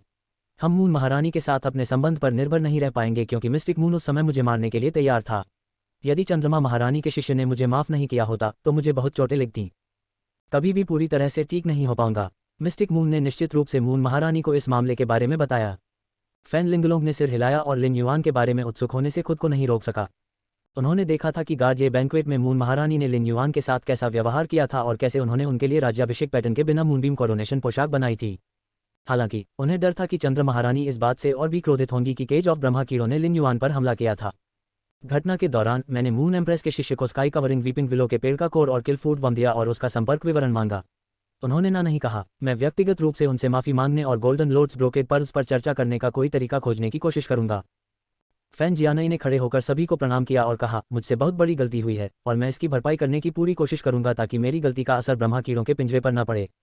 फैन जियानाई ने धीरे से धक्का देकर बैठक कक्ष का दरवाजा खोला और उसने सोचा कि सुदूर इलाके में मूनबीम कोरोनेशन पोशाक पहने युवक ने कैसे कहा था कि जो भी लोग मिलने आए थे वे मेहमान थे। जैसे ही लिन युआन ने 12 diamond x legend sky fragrance beauty butterflies के साथ डायमंड फिश स्टोरेज बॉक्स को पकड़ा, उसे थोड़ा शर्मिंदगी महसूस हुई। चंद्रमा की महारानी ने उसे अपनी गाड़ी खींचने के लिए 12 स्काई फ्रेग्रेंस ब्यूटी तितलियां दी थीं। चूंकि वह गार्डिये बैंक्वेट में था इसलिए वह सम्राट बख्तरबंद मार्शल गॉड कीड़ों को नहीं ढूंढ पाया था। इस प्रकार उन्होंने स्काई फ्रेग्रेंस ब्यूटी बटरफ्लाइज की देखभाल नहीं की थी और उन्हें डायमंड फिश स्टोरेज बॉक्स में रखा था। सौभाग्य से मून एम्प्रेस ने स्काई फ्रेग्रेंस ब्यूटी तितलियों के लिए फी स्टोरेज बॉक्स को बहुत सारे भोजन से भर दिया था। जैसे ही लिन युआन फी स्टोरेज बॉक्स से 12 स्काई फ्रेग्रेंस ब्यूटी तितलियों को बुलाने वाला था, पर्पल आफ्टरग्लो क्लेन हब के माध्यम से स्पिरिट लॉक स्थानिक क्षेत्र में लौट आया।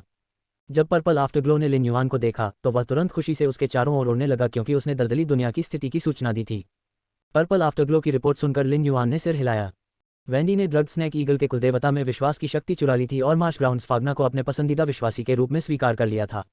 इसलिए वेंडी को अपनी किसी भी आस्था शक्ति का उपयोग नहीं करना पड़ा और यहाँ तक कि उसके पास अपनी आस्था शक्ति में जोड़ने के लिए ड्रग स्नेक ईगल की कुछ आस्था शक्ति भी थी। इस प्रकार वेंडी को अपनी शक्ति बढ़ाने के लिए राइजिंग ब्लिज़र्ड की तरह लगातार विश्वासियों को स्वीकार करने की आवश्यकता नहीं थी। पर्पल आफ्टरग्लो की रिपोर्ट के अनुसार वेंडी ने एक अन्य आस्तिक को स्वीकार कर लिया था और उस आस्तिक को एक पसंदीदा आस्तिक में बदल दिया था। पर्पल आफ्टरग्लो यह नहीं बता सका कि वेंडी का नया फेवरेट बिलीवर कितना मजबूत था और वह केवल इतना जानता था कि फेवरेट बिलीवर एक मांसाहारी पौधा प्रकार का फे था।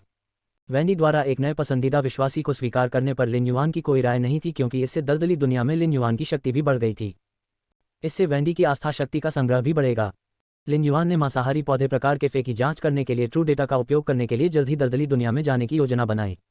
लिन युआन ने अपना हाथ हिलाया और 12 हथेली के आकार की गुलाबी तितलियां उसके सामने आ गईं। स्काई फ्रेग्रेंस ब्यूटी तितलियों को छोटी तरफ माना जाता था और उनके सुनहरे पैमाने का पाउडर सूरज की रोशनी में चमकता था। इससे स्काई फ्रेग्रेंस ब्यूटी तितलियां खूबसूरत दिखाई देने लगीं और उनके स्केल पाउडर के साथ एक मनमोहक खुशबू आ गई। जब लिन युआन खुशबू में डूबा हुआ था उसे अचानक एहसास हुआ कि 12 diamond x pleasant sky fragrance beauty butterflies में कुछ अजीब था। वे पर्पल आफ्टरग्लो के चारों ओर ऐसे उड़ रहे थे मानो वे उसका पक्ष जीतने की कोशिश कर रहे हों। वे ऐसे लग रहे थे मानो नौकर अपने राजा का अभिवादन कर रहे हों। हालांकि कई फे को कई फे की आवश्यकता होती है, लेकिन जब वे उच्च ग्रेड तक पहुंचते हैं तो वे अपनी इच्छाओं को दबाने में सक्षम होते हैं। कई शक्तिशाली जानवर अपने एक ही साथी से चिपक गए। लिन युआन ने सोचा, मेरा बेटा, आपकी पत्नी दलदली दुनिया की रक्षा करने में मेरी मदद कर रही है। एकमात्र चीज़ जो आप दोनों को अलग करती है वह है क्लेन हब।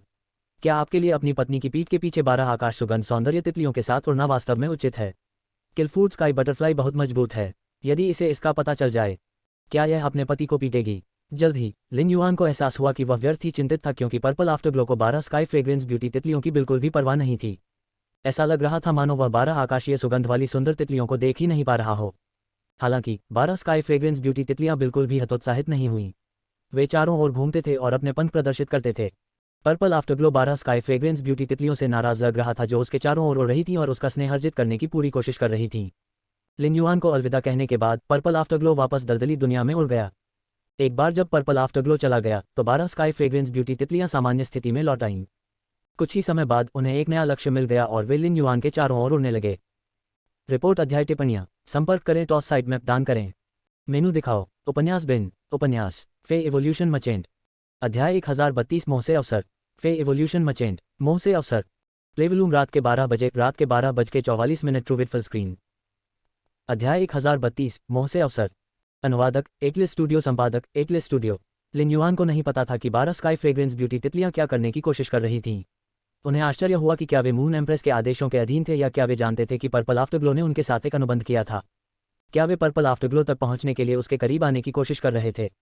लिन युआन ने 12 स्काई फ्रेग्रेंस ब्यूटी तितलियों की जांच के लिए मोबियस का उपयोग किया और महसूस किया कि कीट प्रजाति फे को नियंत्रित करने की उनकी क्षमता के अलावा उनकी अन्य सभी क्षमताएं आध्यात्मिक ऊर्जा को बढ़ाने के लिए थी ताकि कीट प्रजाति फे के प्रति उनका आकर्षण बढ़ सके।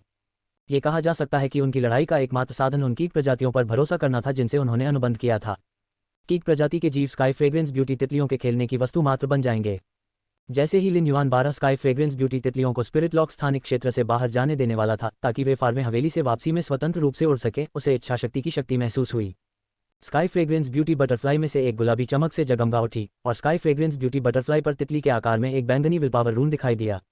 लिन युआन की आंखें चौड़ी हो गईं। बैंगनी विलपावर रून बैंगनी आफ्टरग्लो के आकार में था। ये स्काई फ्रेग्रेंस ब्यूटी बटरफ्लाई निश्चित रूप से एक प्रतिभाशाली थी। यह अपने मोह से ऐसा अवसर प्राप्त करने में सफल हो गया था। लिन युआन इस डायमंड एक्स फैंटेसी आई स्काई फ्रेग्रेंस ब्यूटी बटरफ्लाई से अप्रत्याशित रूप से प्रसन्न हुआ। स्काई फ्रेग्रेंस ब्यूटी बटरफ्लाई, जिसने विलपावर रून को समझा था, एक जंगली जानवर थी और यह जल्द ही डायमंड एक्स फैंटेसी वी को विकसित करने के लिए आत्मसमझ का उपयोग करने में सक्षम होगी। उस समय यह विश्व सफाई का अनुभव करने और मिथ ब्रीड में विकसित होने में सक्षम होगा। स्काई फ्रेग्रेंस ब्यूटी बटरफ्लाई वह बिल्ली थी जिसके पास सबसे आसान विश्व सफाई होगी क्योंकि इसकी हास्यास्पद रूप से मजबूत आध्यात्मिक शक्ति ने इसे अपनी रक्षा के लिए उच्च श्रेणी के कीट प्रजाति के जानवर को अपने पास रखने की अनुमति दी थी। जैसे जैसे स्काई फ्रेग्रेंस ब्यूटी बटरफ्लाई की शक्ति बढ़ती रही, उसके नियंत्रण में रहने वाले कीट प्रजाति के जानवरों का कमजोर होना चिंता का कारण नहीं होगा। कीट प्रजाति के जानवरों को तभी त्याग दिया जा सकता है जब वे किसी काम के न रह जाएं। स्काई फ्रेग्रेंस ब्यूटी बटरफ्लाई लगातार पुराने कीट प्रजाति के जीवों को त्याग देगी और नए को नियंत्रित करेगी। Diamond x sky fragrance beauty butterfly कक्षा 8 के विदेशी कीड़ों को नियंत्रित कर सकती है, जिसका मतलब है कि यह सुजवेन मिथ 2 सम्राट आर्मर्ड मार्शल गॉड कीट को नियंत्रित कर सकती है। अब जब sky fragrance beauty butterfly diamond x fantasy आई में विकसित हो गई है तो यह फैंटेसी 3 कीट प्रजाति फे या कक्षा 9 के विदेशी कीड़ों को नियंत्रित कर सकती है। इससे स्काई सिटी की युद्ध शक्ति में काफी वृद्धि हुई। स्काई फ्रेग्रेंस ब्यूटी बटरफ्लाई ने विलपावर रून को समझ लिया था और लिन युआन को उसकी फे कैरेज के लिए और भी विचार दिए। फे ऑब्जर्वर की जानकारी से जो मास्टर लैंकिन ने उन्हें दी थी, लिन युआन को पता था कि कक्षा 8 सम्राट बख्तरबंद मार्शल गॉड कीट एक उत्परिवर्ती था जो कक्षा 9 या उससे भी ऊपर तक पहुंच सकता था। कक्षा 10 में पहुंचने पर एम्परर आर्मर्ड मार्शल गॉड कीट भी थिएच आर्मर्ड मार्शल गॉड कीट में बदल सकता था। हालांकि थिएच आर्मर्ड मार्शल गॉड कीट को ढूंढना आसान नहीं था क्योंकि एम्परर आर्मर्ड मार्शल गॉड कीट क्लास 4 आयामी दरार द्वारा नियंत्रित था और अक्सर देखा नहीं जाता था। मौका मुठभेड़ की आवश्यकता थी। लिन युआन कोइलिंग ड्रैगन की घाटी पर सारी उम्मीदें नहीं रख सकता था और उसे और अधिक अवसरों की आवश्यकता थी। यदि वह पूरी तरह से कोइलिंग ड्रैगन वैली पर निर्भर होता तो उसकी अंतिम यात्रा पूरी होने में बहुत समय लग जाता। फारवे हवेली से वापसी में 12 स्काई खुशबू सौंदर्य तितलियों को मुक्त करने के बाद लिन युआन ने एक और डायमंड फे भंडारण बॉक्स निकाला और जल तत्व ऊर्जा की 12 गेंदों की जांच की। जब उसने पानी की 12 गेंदें निकाली तो पवित्र तलवार चलाने वाली रानी की भूखी आवाज उसके सिर में सुनाई दी। मास्टर, मैं अब लॉस्ट सोर्स क्रिस्टल्स नहीं खाना चाहता। मैं पानी की ये 12 गेंदें खाना चाहता हूँ। एक बार जब मैं उन्हें खा लूंगा तो मैं किशोरावस्था में पहुंच जाऊंगा और दूसरी क्षमता हासिल कर लूंगा। लिन युआन ने उत्सुकता से पूछा, क्या आप अब कानून स्रोत क्रिस्टल को अवशोषित नहीं कर रहे हैं? आप उन्हें अब और क्यों नहीं चाहते? लिन युआन ने रेडिएंट मून पैलेस में पानी की 12 गेंदों के लिए पवित्र तलवार चलाने वाली रानी की लालसा को महसूस किया था और वह जानता था कि वे इसे विकसित करने में सक्षम होंगे। हालांकि वह पवित्र तलवार चलाने वाली रानी को पानी की 12 गेंदों को अवशोषित करने की अनुमति नहीं देगा क्योंकि वे उसके सितारों को बढ़ाने में मदद करने से अधिक उपयोगी थे और क्योंकि वे चंद्रमा महारानी की ओर से एक महत्वपूर्ण उपहार थे।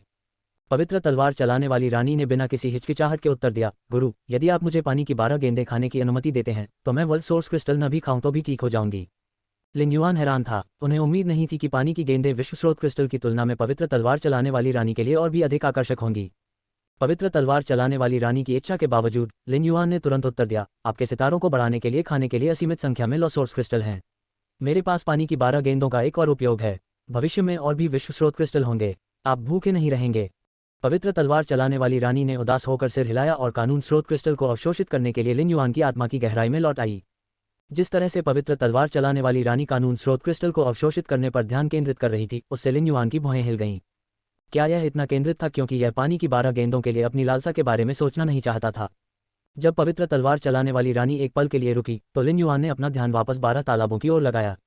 उन्हें स्पष्ट रूप से याद है कि चंद्रमा की महारानी ने कहा था कि पानी की 12 गेंदें मृत 9 सितारों के गतिशील स्रोत जल के नियमों और क्षमताओं से आई थीं। साफ था कि पानी की ये 12 गेंदें कितनी कीमती थीं। लिन युआन को पहले से ही अपने युवा पवित्र स्रोत जीवन रूप को 1 स्टार से 3 स्टार तक विकसित करने में काफी कठिनाई हो रही थी और वह कल्पना भी नहीं कर सकता था कि 4 स्टार तक पहुंचने के बाद उसके पवित्र स्रोत जीवन रूप को विकसित करना कितना मुश्किल होगा। रिपोर्ट अध्याय टिप्पणियां संपर्क करें टॉस साइट मैप दान करें मेनू दिखाओ उपन्यास बिन उपन्यास फे एवोल्यूशन मचेंट अध्याय 1033 बहना फे एवोल्यूशन मचेंट बहता हुआ प्लेवलूम रात के 12:44 ट्रूविट फुल स्क्रीन अध्याय 1033 बहना अनुवादक एटलिस स्टूडियो संपादक एटलिस स्टूडियो। इसके अलावा मूविंग सोर्स वाटर पहले से ही अपने परिपक्व चरण में था और 9 सितारों के शिखर पर पहुंच गया था। यह अपने पूर्ण चरण तक पहुंचने की कगार पर था। लिन युआन को इस वस्तु को संजोकर रखना था जो 9 सितारे के पवित्र स्रोत जीवन रूप से आई थी। उन्होंने रेडिएंट मून पैलेस में पानी की 12 गेंदों की जांच करने के लिए पहले से ही ट्रू डेटा का उपयोग किया था और यह जानकर आश्चर्यचकित रह गए थे कि पानी की 12 गेंदें फ्लोटिंग आइलैंड वेल के लिए बहुत फायदेमंद थीं। लिन युआन ने पानी की 12 गेंदों की फिर से जांच करने के लिए ट्रू डेटा का उपयोग किया। फे नाम गतिशील स्रोत जल। टिप्पणी ई प्रजाति स्रोत जीनस पवित्र स्रोत प्रजाति। फे ग्रेड सामान्य 1/10। फे प्रकार पानी। फी गुणवत्ता सामान्य। क्षमताएं बहना पानी तेजी से बहेगा और पानी की ऊर्जा पानी को किसी भी स्थान पर बहने की अनुमति दे सकती है। लिन युआन ने बहने की क्षमता के कारण गतिशील स्रोत जल का पोषण करने का निर्णय लिया था। फ्लोटिंग आइलैंड वेल के आसमान में पहुंचने के बाद वह अपनी रक्षा के लिए केवल अपने शरीर का उपयोग कर सकती थी। समुद्र में द्वीप वेल सभी समुद्री जीवों को प्रिय थी। हालांकि आकाश में फ्लोटिंग आइलैंड वेल का सामना करने वाले पक्षी प्रकार के पक्षी निश्चित रूप से उस पर हमला करेंगे। लिन युआन ने मून महारानी को यह कहते हुए भी सुना था कि वातावरण में कुछ जानवर रहते थे। वे एवियन प्रकार के पक्षियों की तुलना में बहुत ऊंची उड़ान भरते थे और अपना पूरा जीवन वायुमंडल में बिता सकते थे। वे आकाश के सच्चे बच्चे थे। मूविंग सोर्स वाटर की क्षमता मजबूत नहीं लग रही थी क्योंकि यह पानी की सिर्फ 12 गेंदें थीं। यदि उन्हें किसी पर फेंका जाता है तो उन्हें केवल एक शरारत माना जाएगा जिसने उन्हें केवल गीला कर दिया है।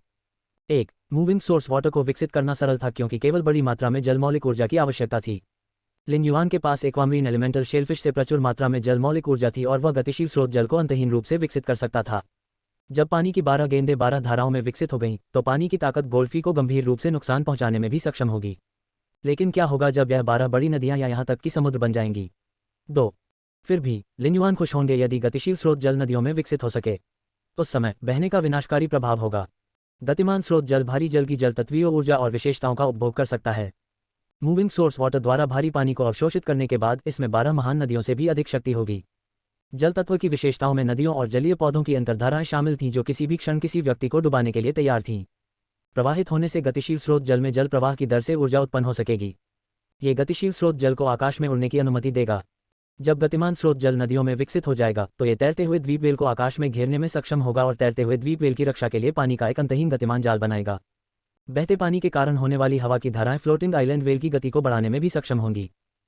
मूविंग सोर्स वाटर और फ्लोटिंग आइलैंड वेल बहने की क्षमता के कारण पूरी तरह से संगत थे। ग्रे की मौजूदगी के साथ साथ आसमान की 12 नदियां भी कोहरे से ढकी रहेंगी। इससे फ्लोटिंग आइलैंड वेल को पहचानना मुश्किल हो जाएगा। जैसे ही लिन युआन ने गतिशील स्रोत जल को देखा, उसने पवित्र स्रोत चलाने वाली रानी से कहा, अपनी आत्मिक शक्ति को मेरे साथ प्रसारित करें ताकि हम गतिमान स्रोत जल के साथ एक अनुबंध बना सकें। पवित्र स्रोत चलाने वाली रानी ने मुंह हिलाया और उसके रोंगटे खड़े हो गए। ऐसा लग रहा था जैसे छोटी मैचगल खाने से भरी मेज को देख रही हो। लेकिन भले ही पवित्र तलवार चलाने वाली रानी चलती स्रोत के पानी को खाना चाहती थी, फिर भी उसने अपनी आत्मा की शक्ति को प्रसारित करने के लिए लिन युआन के निर्देशों का आज्ञाकारी रूप से पालन किया। जल्द ही लिन युआन की आत्मा ने गतिशील स्रोत जल को अपनी चपेट में ले लिया और उसने अपनी आत्मा को गतिमान स्रोत जल पर अंकित कर दिया। उस क्षण वह मूविंग सोर्स वाटर का मालिक बन गया। उन्होंने महसूस किया कि जल तत्वीय ऊर्जा का एक गोला होने के बावजूद यह अभी भी बुद्धिमान था। Normal moving source water gold x fantasy 2 source sand की तुलना में पहले से ही अधिक बुद्धिमान था। लिन युआन ने अनुमान लगाया कि ऐसा गतिशील स्रोत जल के पहले एक पवित्र स्रोत जीवन रूप होने के कारण था। लिन युआन मूविंग सोर्स वाटर के मालिक बनने के बाद उन्होंने इसे फ्लोइंग की पूरी शक्ति का उपयोग करने का आदेश दिया। उसने महसूस किया कि पानी की 12 गेंदें तेजी से धड़कने लगी हैं। लिन युआन पानी की एक गेंद को छूने के लिए आगे बढ़ा और उसे तुरंत पानी की सतह के नीचे से भारी प्रतिरोध का एहसास हुआ। तेजी से बहता पानी एक ढाल की तरह था जो सब कुछ बाहर रखता था। लेकिन पानी चाहे कितनी भी तेजी से बहे, वह लिन युआन के हाथ को बाहर नहीं रख सका। जब लिन युआन ने अपना हाथ पानी में डाला तो उसने महसूस किया कि बहती तरंग उसकी उंगलियों के चारों ओर घूम रही है, जैसे कि पानी की गेंद के बीच में एक भंवर था जो उसके हाथ को सोखने की कोशिश कर रहा था। लिन युआन ने मूविंग सोर्स वाटर की रक्षात्मक और हमलावर शक्तियों की बुनियादी समझ हासिल की। उन्होंने एक जल तत्व स्वर्गीय युवती ग्रेड मौलिक मोती को कुचल दिया और पाउडर मौलिक मोती को 12 भागों में विभाजित कर दिया, जिसे उन्होंने पानी की 12 गेंदों को खिलाया। पानी की 12 गेंदों ने स्वर्गीय युवती श्रेणी के मौलिक मोती पाउडर में जल तत्वों को अवशोषित करने के बाद उन्होंने जल्द ही जल तत्वों को अपने हिस्से के रूप में बना लिया और moving source water elite epic के रूप में विकसित हुआ। पानी की गेंदें भी मिट्टी के आकार से बढ़कर एक वयस्क को समा सकने में सक्षम हो गईं। सौभाग्य से स्पिरिट लॉक स्थानिक क्षेत्र विकसित होने के बाद विस्तारित हो गया था, अन्यथा पानी की 12 बड़ी गेंदें स्पिरिट लॉक स्थानिक क्षेत्र को तंग कर देंगी। रिपोर्ट अध्याय टिप्पणियां संपर्क करें टॉस साइड मैप दान करें। मेनू दिखाओ। उपन्यास बिन उपन्यास फे इवोल्यूशन मचेंट। अध्याय 1034 जल का पूर्वज। फे इवोल्यूशन मचेंट जल का पूर्वज। प्लेवलूम रात के 12:44 ट्रूविट फुल स्क्रीन। अध्याय 1034 जल का पूर्वज। अनुवादक एटलिस स्टूडियो। संपादक एटलिस स्टूडियो। लिन युआन मूविंग सोर्स वाटर के विकास से आश्चर्यचकित नहीं थे क्योंकि इसे विकसित होने के लिए स्पिरिट क्यूई की नहीं बल्कि केवल जल मौलिक ऊर्जा की आवश्यकता थी। संभ्रांत ग्रेड फे अधिक से अधिक महाकाव्य गुणवत्ता तक ही पहुंच पाएंगे। यदि गतिशील स्रोत जल कांस्य श्रेणी तक पहुंच सकता है तो एक स्वर्गीय युवती श्रेणी के मौलिक मोती को अवशोषित करने से ये लीजेंड गुणवत्ता में विकसित हो सकेगा। यद्यपि गतिशील स्रोत जल को विकसित करने के लिए जल तत्व ऊर्जा का उपयोग करना सरल लग रहा था, ये दुरुपयोग का एक रूप भी था क्योंकि इसकी गुणवत्ता की गारंटी के लिए गतिमान स्रोत जल में जल तत्व ऊर्जा की शुद्धता को बनाए रखना पड़ता था। यदि जल तत्व ऊर्जा की शुद्धता गिर गई तो गतिशील स्रोत जल की गुणवत्ता भी गिर जाएगी। स्पष्टतः गतिमान स्रोत जल के लिए संसाधनों के एक बड़े पहाड़ की आवश्यकता थी। हालांकि लिन युआन को लगा कि मूविंग सोर्स वाटर उनके लिए खेती करने का सबसे आसान तरीका है। स्वर्गीय युवती श्रेणी के मौलिक मोती, जो दूसरों के लिए बेहद कीमती थे, कुछ और नहीं बल्कि संसाधन थे जो हर मिनट ढेर से पैदा होते थे। लिन युआन ने मूविंग सोर्स वाटर की नई क्षमता भी देखी। रुका हुआ प्रवाह। यह मुख्य शरीर से अलग हो सकता है और शरीर में सभी जल तत्व ऊर्जा को उग्र ऊर्जा में बदल सकता है जो लक्ष्य की ओर बढ़ती है। लिन युआन ने भौहें उठाईं। रुका हुआ प्रवाह बेहद कठिन था और फ्लोइंग की तरह इसके एकाधिक उपयोग नहीं थे। इसने बस एक लक्ष्य पर पानी से हमला किया। इससे लिन युआन को एक गिरते झरने के बारे में सोचने पर मजबूर होना पड़ा। उदाहरण के लिए, रेडियंस फेडरेशन में ची ड्रैगन क्लिफ झरना 3000 मीटर ऊंचा था। पानी बेहद नरम था, लेकिन इतनी ऊंचाई से गिरने वाला 10,000 टन पानी 10 मीटर गहरा एक बड़ा गड्ढा बनाने के लिए पर्याप्त होगा। एक बार जब गतिमान स्रोत जल नदियां बन गया और रुके हुए प्रवाह का उपयोग किया गया तो लिन युआन आसमान से नदियों को नीचे गिराने में सक्षम हो गया। जैसे ही उन्होंने गतिशील स्रोत जल को देखा, लिन युआन ने इसकी क्षमताओं की शक्ति का परीक्षण करने की योजना बनाई। हालांकि वह स्वयं को परीक्षण के भाग के रूप में उपयोग नहीं करेगा। उसने अपनी आस्तीन हिलाई और एम्बर बटन के आकार का स्रोत रेत तुरंत रेत के ढेर में बदल गया। लिन युआन ने अपने दाहिने हाथ के चारों ओर लपेटने के लिए क्लोज गार्ड रेत का उपयोग किया और फेरोमैंगनीज की एक परत बनाई। उन्होंने गतिशील स्रोत जल को प्रवाहित करने का आदेश दिया और स्रोत रेत में लिपटे अपने हाथ को गतिमान स्रोत जल में पहुंचा दिया। शक्तिशाली प्रतिरोध को तोड़ने के बाद लिन युआन को तुरंत गतिशील स्रोत जल के केंद्र से खिंचाव महसूस हुआ। ऐसा लग रहा था मानो वह उसके पूरे शरीर को पानी में सोख लेना चाहता हो। लिन युआन ने जल्दी से सोर्स सैंड को अपने शरीर को स्थिर करने के लिए उसका पैर पकड़ने का निर्देश दिया। नोव L1N elite moving source water संभवतः 100 किलोग्राम वजन खींच सकता है। चूंकि लिन युआन का हाथ फेरोमैंगनीज की परत से ढका हुआ था, इसलिए उसे मूविंग सोर्स वाटर के अंदर कोई अंतर महसूस नहीं हुआ। हालांकि लिन युआन बता सकता था कि कई छोटी और तेज धाराएं फेरोमैंगनीज में कटौती कर रही थीं। जाहिर है, पानी का भंडार न केवल बड़ा हो गया, बल्कि उसमें एक नई आक्रमणकारी विशेषता भी आ गई। इस परीक्षण के बाद लिन युआन रुके हुए प्रवाह की शक्ति के बारे में बहुत स्पष्ट थे। जल्द ही लिन युआन ने मूविंग सोर्स वाटर को रुके हुए प्रवाह का उपयोग करने और पानी को क्विकसेंड में निर्देशित करने का आदेश देने से पहले सोर्स सैंड को क्विकसेंड का एक बड़ा क्षेत्र बनाने का निर्देश दिया। सोर्स सैंड के संपर्क में आने पर पानी में विस्फोट हो गया और पानी का एक खंभा बन गया। लिन युआन ने देखा कि पानी का खंभा मूविंग सोर्स वाटर के शरीर से बहुत बड़ा था। इसका मतलब यह था कि गतिमान स्रोत जल अत्यधिक संपीड़ित पानी का एक पिंड था। जैसे ही उसने क्विकसेंड की हमलावर शक्ति को महसूस किया, लिन युआन बता सका कि elite epic moving source water में 400 किलोग्राम बल के बराबर हमलावर शक्ति थी। लिन युआन ने मूविंग सोर्स वाटर और मुट्ठी भर जल तत्व मोतियों को स्पिरिट लॉक स्थानिक क्षेत्र से बाहर ले जाने से पहले स्पिरिट लॉक स्थानिक क्षेत्र पर नजर डाली। उन्होंने मूविंग सोर्स वाटर के ग्रेड को तेजी से विकसित करने और कांस्य तक पहुंचने पर 3 विशिष्ट कौशलों में से एक को चुनने की योजना बनाई। लिन युआन ने तुरंत हवेली छोड़ दी और जलमग्न बार ड्रैगन झील की ओर चला गया। गतिशील स्रोत जल ने उसका पीछा किया, लेकिन अब ये पानी के गोले जैसा नहीं दिखता था। इसके बजाय यह 12 चलते सांपों की तरह लग रहा था। ये तभी वापस पानी के गोले में बदल गया जब लिन युआन रुका। उसने मुट्ठी भर स्वर्गीय युवती श्रेणी के मौलिक मोतियों को गतिशील स्रोत जल में फेंक दिया। सनलाइट किंग लोड्स की पत्तियों पर मंडप बनाने वाले आत्मा शिल्पकारों ने लिन युआन के चारों ओर पानी की निलंबित गेंदों को बड़ा होते देखा और तब तक घूमना शुरू कर दिया जब तक कि वे 12 पारदर्शी नीले पानी के ड्रैगन में बदल नहीं गए। जैसे जैसे गतिमान स्रोत जल बड़ा होता गया, उसका ग्रेड विकसित होता गया। जब मूविंग सोर्स वाटर कांस्य तक पहुंच गया तो लिन युआन ने 3 विशेष कौशल देखे। चिलचिलाता पानी। जरूरी नहीं कि दुनिया की सबसे गर्म चीज आग हो, यह पानी भी हो सकता है। उच्च दबाव के अधीन होने पर पानी का तापमान बढ़ सकता है और बुलबुले बनना शुरू हो सकता है। पानी लावा से भी ज्यादा गर्म हो सकता है। लिन युआन ने बिना शब्द कहे अपना सिर हिलाया। उन्होंने महसूस किया कि यह विशिष्ट कौशल काफी हास्यास्पद था। यह कोई आश्चर्य की बात नहीं थी कि पानी आग से भी अधिक गर्म हो सकता है। कई प्रकार के भारी जल गर्म होते थे। उदाहरण के लिए फ्लेम सी मेल्टिंग वाटर का तापमान अजीब लपटों की तुलना में या उससे भी अधिक हो सकता है। यदि लिन युआन इस उच्च तापमान वाले हमले का उपयोग करना चाहता था तो वह अग्नि विशेषताओं के साथ भारी पानी को अवशोषित करने के लिए मूविंग सोर्स वाटर को आदेश दे सकता था। यह मूविंग सोर्स वाटर के विशिष्ट कौशलों में से एक को बचाएगा। अब जब उसने पहले विशिष्ट कौशल को एक तरफ रख दिया था, लिन युआन दूसरे विशेष कौशल की जांच करने के लिए आगे बढ़ा। रिपोर्ट अध्याय टिप्पणियां। संपर्क करें, टॉस साइट मैप दान करें। मेनू दिखाओ। उपन्यास बिन। उपन्यास फे एवोल्यूशन मचेंट। अध्याय 1035। लिन युआन की आत्मा में तीर्थस्थल। फे एवोल्यूशन मचेंट। लिन युआन की आत्मा में तीर्थस्थल। प्लेवलूम रात के 12 बजे। रात के 12:44 ट्रूविड फुल स्क्रीन। अध्याय 1035। लिन युआन की आत्मा में तीर्थस्थल। अनुवादक एटलिस स्टूडियो। संपादक एटलिस स्टूडियो। जल का पूर्वज। हर बार जब कोई जल तत्वीय विशेषता जोड़ी जाती है तो जल प्रकार के जीवों पर नियंत्रण बढ़ जाएगा। एक बार जब जल तत्व एक निश्चित सीमा तक पहुंच जाते हैं तो यह पानी के एक क्षेत्र में हेरफेर करने के लिए विभिन्न जल तत्व विशेषताओं का उपयोग करने में सक्षम होगा। लिन युआन की आंखें चमक उठीं। जल का पूर्वज किसी भी जल प्रकार के जीव को बाहर निकालने में सक्षम होगा। यदि गतिशील स्रोत जल ने जल के पूर्वज को चुना तो लिन युआन भविष्य में आने वाले सभी जल प्रकार के जीवों पर लाभ प्राप्त करने में सक्षम होगा। अधिकांश लोगों के लिए गतिशील स्रोत जल में जल तत्व बढ़ाना कठिन होगा। हालांकि लिन युआन के लिए यह आसान था। उसे केवल भारी पानी की आवश्यकता थी क्योंकि हर प्रकार के भारी पानी में एक अद्वितीय जल तत्वीय विशेषता होती थी। हालांकि जल विश्वायामी दरारें सभी आयामी दरारों में सबसे दुर्लभ थीं, वे कभी कभी उन शहरों में दिखाई देती थीं जो समुद्र के करीब थे, जैसे इंडिगो ज़्योर सिटी। जब तक उसके पास संसाधन और उचित चैनल हैं, भारी पानी प्राप्त करना कोई समस्या नहीं होगी। इसके अलावा यिनलिन ने भी उसके साथ स्वर्गीय युवती श्रेणी के मौलिक मोतियों के व्यापार के लिए भारी पानी का उपयोग करने की योजना बनाई। यिनलिन रेडियंस अज़्योर जलमार्ग का उपयोग करना चाहता था। आइलैंड वेल की गति को देखते हुए यह एक वर्ष में 4 या 5 यात्राएं करने में सक्षम होगी। इसलिए वह संभवतः हर बार बड़ी मात्रा में स्वर्गीय युवती श्रेणी के मौलिक मोतियों का व्यापार करेगी, जिससे लिन युआन को भारी मात्रा में भारी पानी भी प्राप्त होगा। हालांकि भारी पानी की विशेषताओं का अवशोषण पानी के पूर्वज के कारण नहीं था, बल्कि गतिशील स्रोत पानी की जन्मजात क्षमता के कारण था।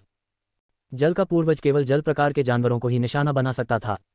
हालांकि इसके पास जल प्रकार के क्षेत्रों पर पूर्ण शक्ति थी और यह जल तत्वों का उपयोग करके पानी के अन्य क्षेत्रों को नियंत्रित कर सकता था, फिर भी ये बहुत सीमित था। लिन युआन ने निर्णय लेने से पहले तीसरा विशेष कौशल देखने का निर्णय लिया। यदि तीसरा विशिष्ट कौशल पहले कौशल जितना ही बेकार था तो वह जल के पूर्वज को चुनता था। हालांकि जब उन्होंने मूविंग सोर्स वाटर का तीसरा विशिष्ट कौशल देखा तो वह दंग रह गए। Power water soul. एक शक्ति चुनें और इसे गतिशील स्रोत वाटर की आत्मा में संघनित करें। किसी भी शक्ति को चुना जा सकता है, लेकिन चुनाव को पूर्ववत नहीं किया जा सकता। ये शक्ति मूविंग सोर्स वाटर की भविष्य की क्षमताओं और विशिष्ट कौशलों को प्रभावित करेगी। जब गतिशील स्रोत जल को एक निश्चित स्तर की प्रतिक्रिया प्राप्त होती है शक्ति से, मूविंग सोर्स वाटर अपने शरीर में वाटर क्लीमेंटल विशेषताओं के अनुसार किसी भी इच्छा शक्ति रून को समझ सकता है। उस समय लिन युआन के दिमाग में मोबियस की आवाज गूंजी। युआन, मूविंग सोर्स वाटर दिलचस्प है। पावर वाटर सोल आपको एक नई प्रकार की ताकत हासिल करने की अनुमति देगा। मोबियस की आवाज सुनकर लिन युआन हैरान रह गया। वह पहले भी मोबियस के सामने फेई विकसित कर चुका था। हालांकि मोबियस ने कभी भी किसी अन्य की क्षमताओं या विशिष्ट कौशल पर टिप्पणी नहीं की थी। लिन युआन की आत्मा की गहराई में पवित्र तलवार चलाने वाली रानी ने मोबियस की बात सुनकर अपने होंठ भींच लिए। पवित्र तलवार चलाने वाली रानी को याद आया कि जब इसे पवित्र तलवार के साथ जोड़ा गया था तो इसने मोबियस का तिरस्कार किया था, जो इसे समझ भी नहीं सकता था। फिर भी मोबियस अब गतिशील स्रोत जल की प्रशंसा कर रहा था। लिन युआन को आश्चर्य हुआ कि एक शक्ति को चुनने और उसे मूविंग सोर्स वाटर की आत्मा में संघनित करने का क्या मतलब है। लिन युआन ने 3 प्रकार की शक्तियों का अनुभव किया था: आध्यात्मिक, स्रोत प्रकार और विश्वास शक्ति। लिन युआन के लिए आध्यात्मिक शक्ति प्राप्त करना सबसे आसान था और यह वह शक्ति भी थी जो मुख्य दुनिया में सबसे प्रमुख थी। लिन युआन के अधिकांश समर्थक विकसित होने के लिए आध्यात्मिक शक्ति पर निर्भर थे। स्रोत प्रकार की शक्ति सेक्रेड सोर्स वाइल्डिंग क्वीन की विशेषता थी, क्योंकि यह अपनी स्कर्ट में पूर्ण कानूनों को विकसित करने के लिए लॉ सोर्स क्रिस्टल्स और वर्ल्ड सोर्स क्रिस्टल से स्रोत प्रकार की शक्ति निकाल सकती थी। यह अपनी स्रोत प्रकार की शक्ति को आयामी जीवन रूपों में भी स्थानांतरित कर सकता है और उन्हें प्रेरित बना सकता है। लिन युआन ने पहले ही स्रोत प्रकार की शक्ति और आध्यात्मिक शक्ति पर पूर्ण नियंत्रण प्राप्त कर लिया था। इसका मतलब यह था कि नियंत्रण के लिए एकमात्र शक्ति आस्था शक्ति ही बची थी। मोबियस, क्या आप आस्था शक्ति की बात कर रहे हैं? मोबियस ने सिर हिलाया और खुशी से कहा, युआन, विश्वास की शक्ति दिल से आती है। जब कोई आपकी प्रशंसा करता है और आपकी प्रशंसा करता है तो वे आपको विश्वास की शक्ति दे रहे हैं। आस्था की शक्ति ऐसे ही लुप्त नहीं हो जाएगी। इसके बजाय यह आपके शरीर में संग्रहित होता है। आप इसे महसूस नहीं कर सकते या इसका उपयोग नहीं कर सकते। यदि आप पावर वाटर सोल को चुनते हैं और आस्था को गतिमान शक्ति बनाते हैं, स्रोत जल की आत्मा, विश्वास शक्ति अब आपके भीतर बंद नहीं रहेगी। इसके बजाय यह एक प्रकार की शक्ति में बदल जाएगी जिसका आप उपयोग कर सकते हैं। लिन युआन ने उसके हाथों की ओर देखा। उसे यह उम्मीद नहीं थी कि उसके भीतर ऐसी विश्वास शक्ति छिपी होगी जिससे वह अनजान था। विश्वास शक्ति आयामी दुनिया में प्रेरितों द्वारा उपयोग की जाने वाली शक्ति का प्रकार था। यदि वह विश्वास शक्ति का उपयोग कर सके तो वह एक अस्थायी प्रेरित भी बन जाएगा। नई शक्ति प्राप्त करने के लाभ के अलावा पावर वाटर सोल ने मूविंग सोर्स वाटर में एक सीमा भी जोड़ी। आमतौर पर गतिशील स्रोत जल बिना किसी सीमा के भारी पानी की विशेषताओं को अवशोषित कर सकता है। हालांकि power water soul moving source water को केवल एक प्रकार की जल तत्व विशेषता को अवशोषित करने में सक्षम बनाएगा। यह एक तरह से मूविंग सोर्स वाटर को कमजोर कर देगा और इसकी क्षमताएं और अधिक विशिष्ट हो जाएंगी। लिन युआन की सबसे बड़ी दुविधा यह थी कि moving source water will power रून को समझने के लिए पावर वाटर सोल का उपयोग कर सकता है। हालांकि इसका मतलब यह था कि लिन युआन को विल पावर रून के साथ मूविंग सोर्स वाटर प्रदान करने की आवश्यकता नहीं थी। मिड ब्रीड में विकसित होने के लिए विल पावर रून्स को समझने के लिए पानी की सभी 12 गेंदों की आवश्यकता थी। लिन युआन को लगा कि यह बहुत कठिन था, लेकिन अंततः लिन युआन ने मूविंग सोर्स वाटर के विशेष कौशल के रूप में पावर वाटर सोल को चुनने का फैसला किया। ये जितना जटिल था, ये निर्विवाद रूप से पानी के पूर्वज से कहीं अधिक मजबूत था। लिन युआन द्वारा पावर वाटर सोल चुनने के बाद पानी की 12 पारदर्शी नीली धारियां बाहर निकली और लिन युआन को घेर लिया, जैसे कि वे उसकी आत्मा को जगाने की कोशिश कर रहे हों। लिन युआन को गतिशील स्रोत जल की आत्मा के रूप में विश्वास शक्ति को चुनने के लिए गतिशील स्रोत जल में आस्था शक्ति डालने की आवश्यकता थी। वह खुद को भाग्यशाली महसूस कर रहा था कि उसने वेंडी और राइजिंग लिजिट से अनुबंध किया था, अन्यथा उसके पास उपयोग करने के लिए कोई विश्वास शक्ति नहीं होगी। लिन युआन ने वेंडी को बुलाया और उसके कुलदेवता की विश्वास शक्ति को गतिशील स्रोत जल में इंजेक्ट किया। जिस क्षण गतिशील स्रोत जल को विश्वास की शक्ति का एहसास हुआ, लिन युआन को अपने भीतर एक शक्ति जागृत महसूस हुई। फिर एक चमकता हुआ सुनहरा मंदिर उसकी आत्मा में प्रकट हुआ। रिपोर्ट अध्याय टिप्पणियां संपर्क करें टॉस साइट मैप दान करें।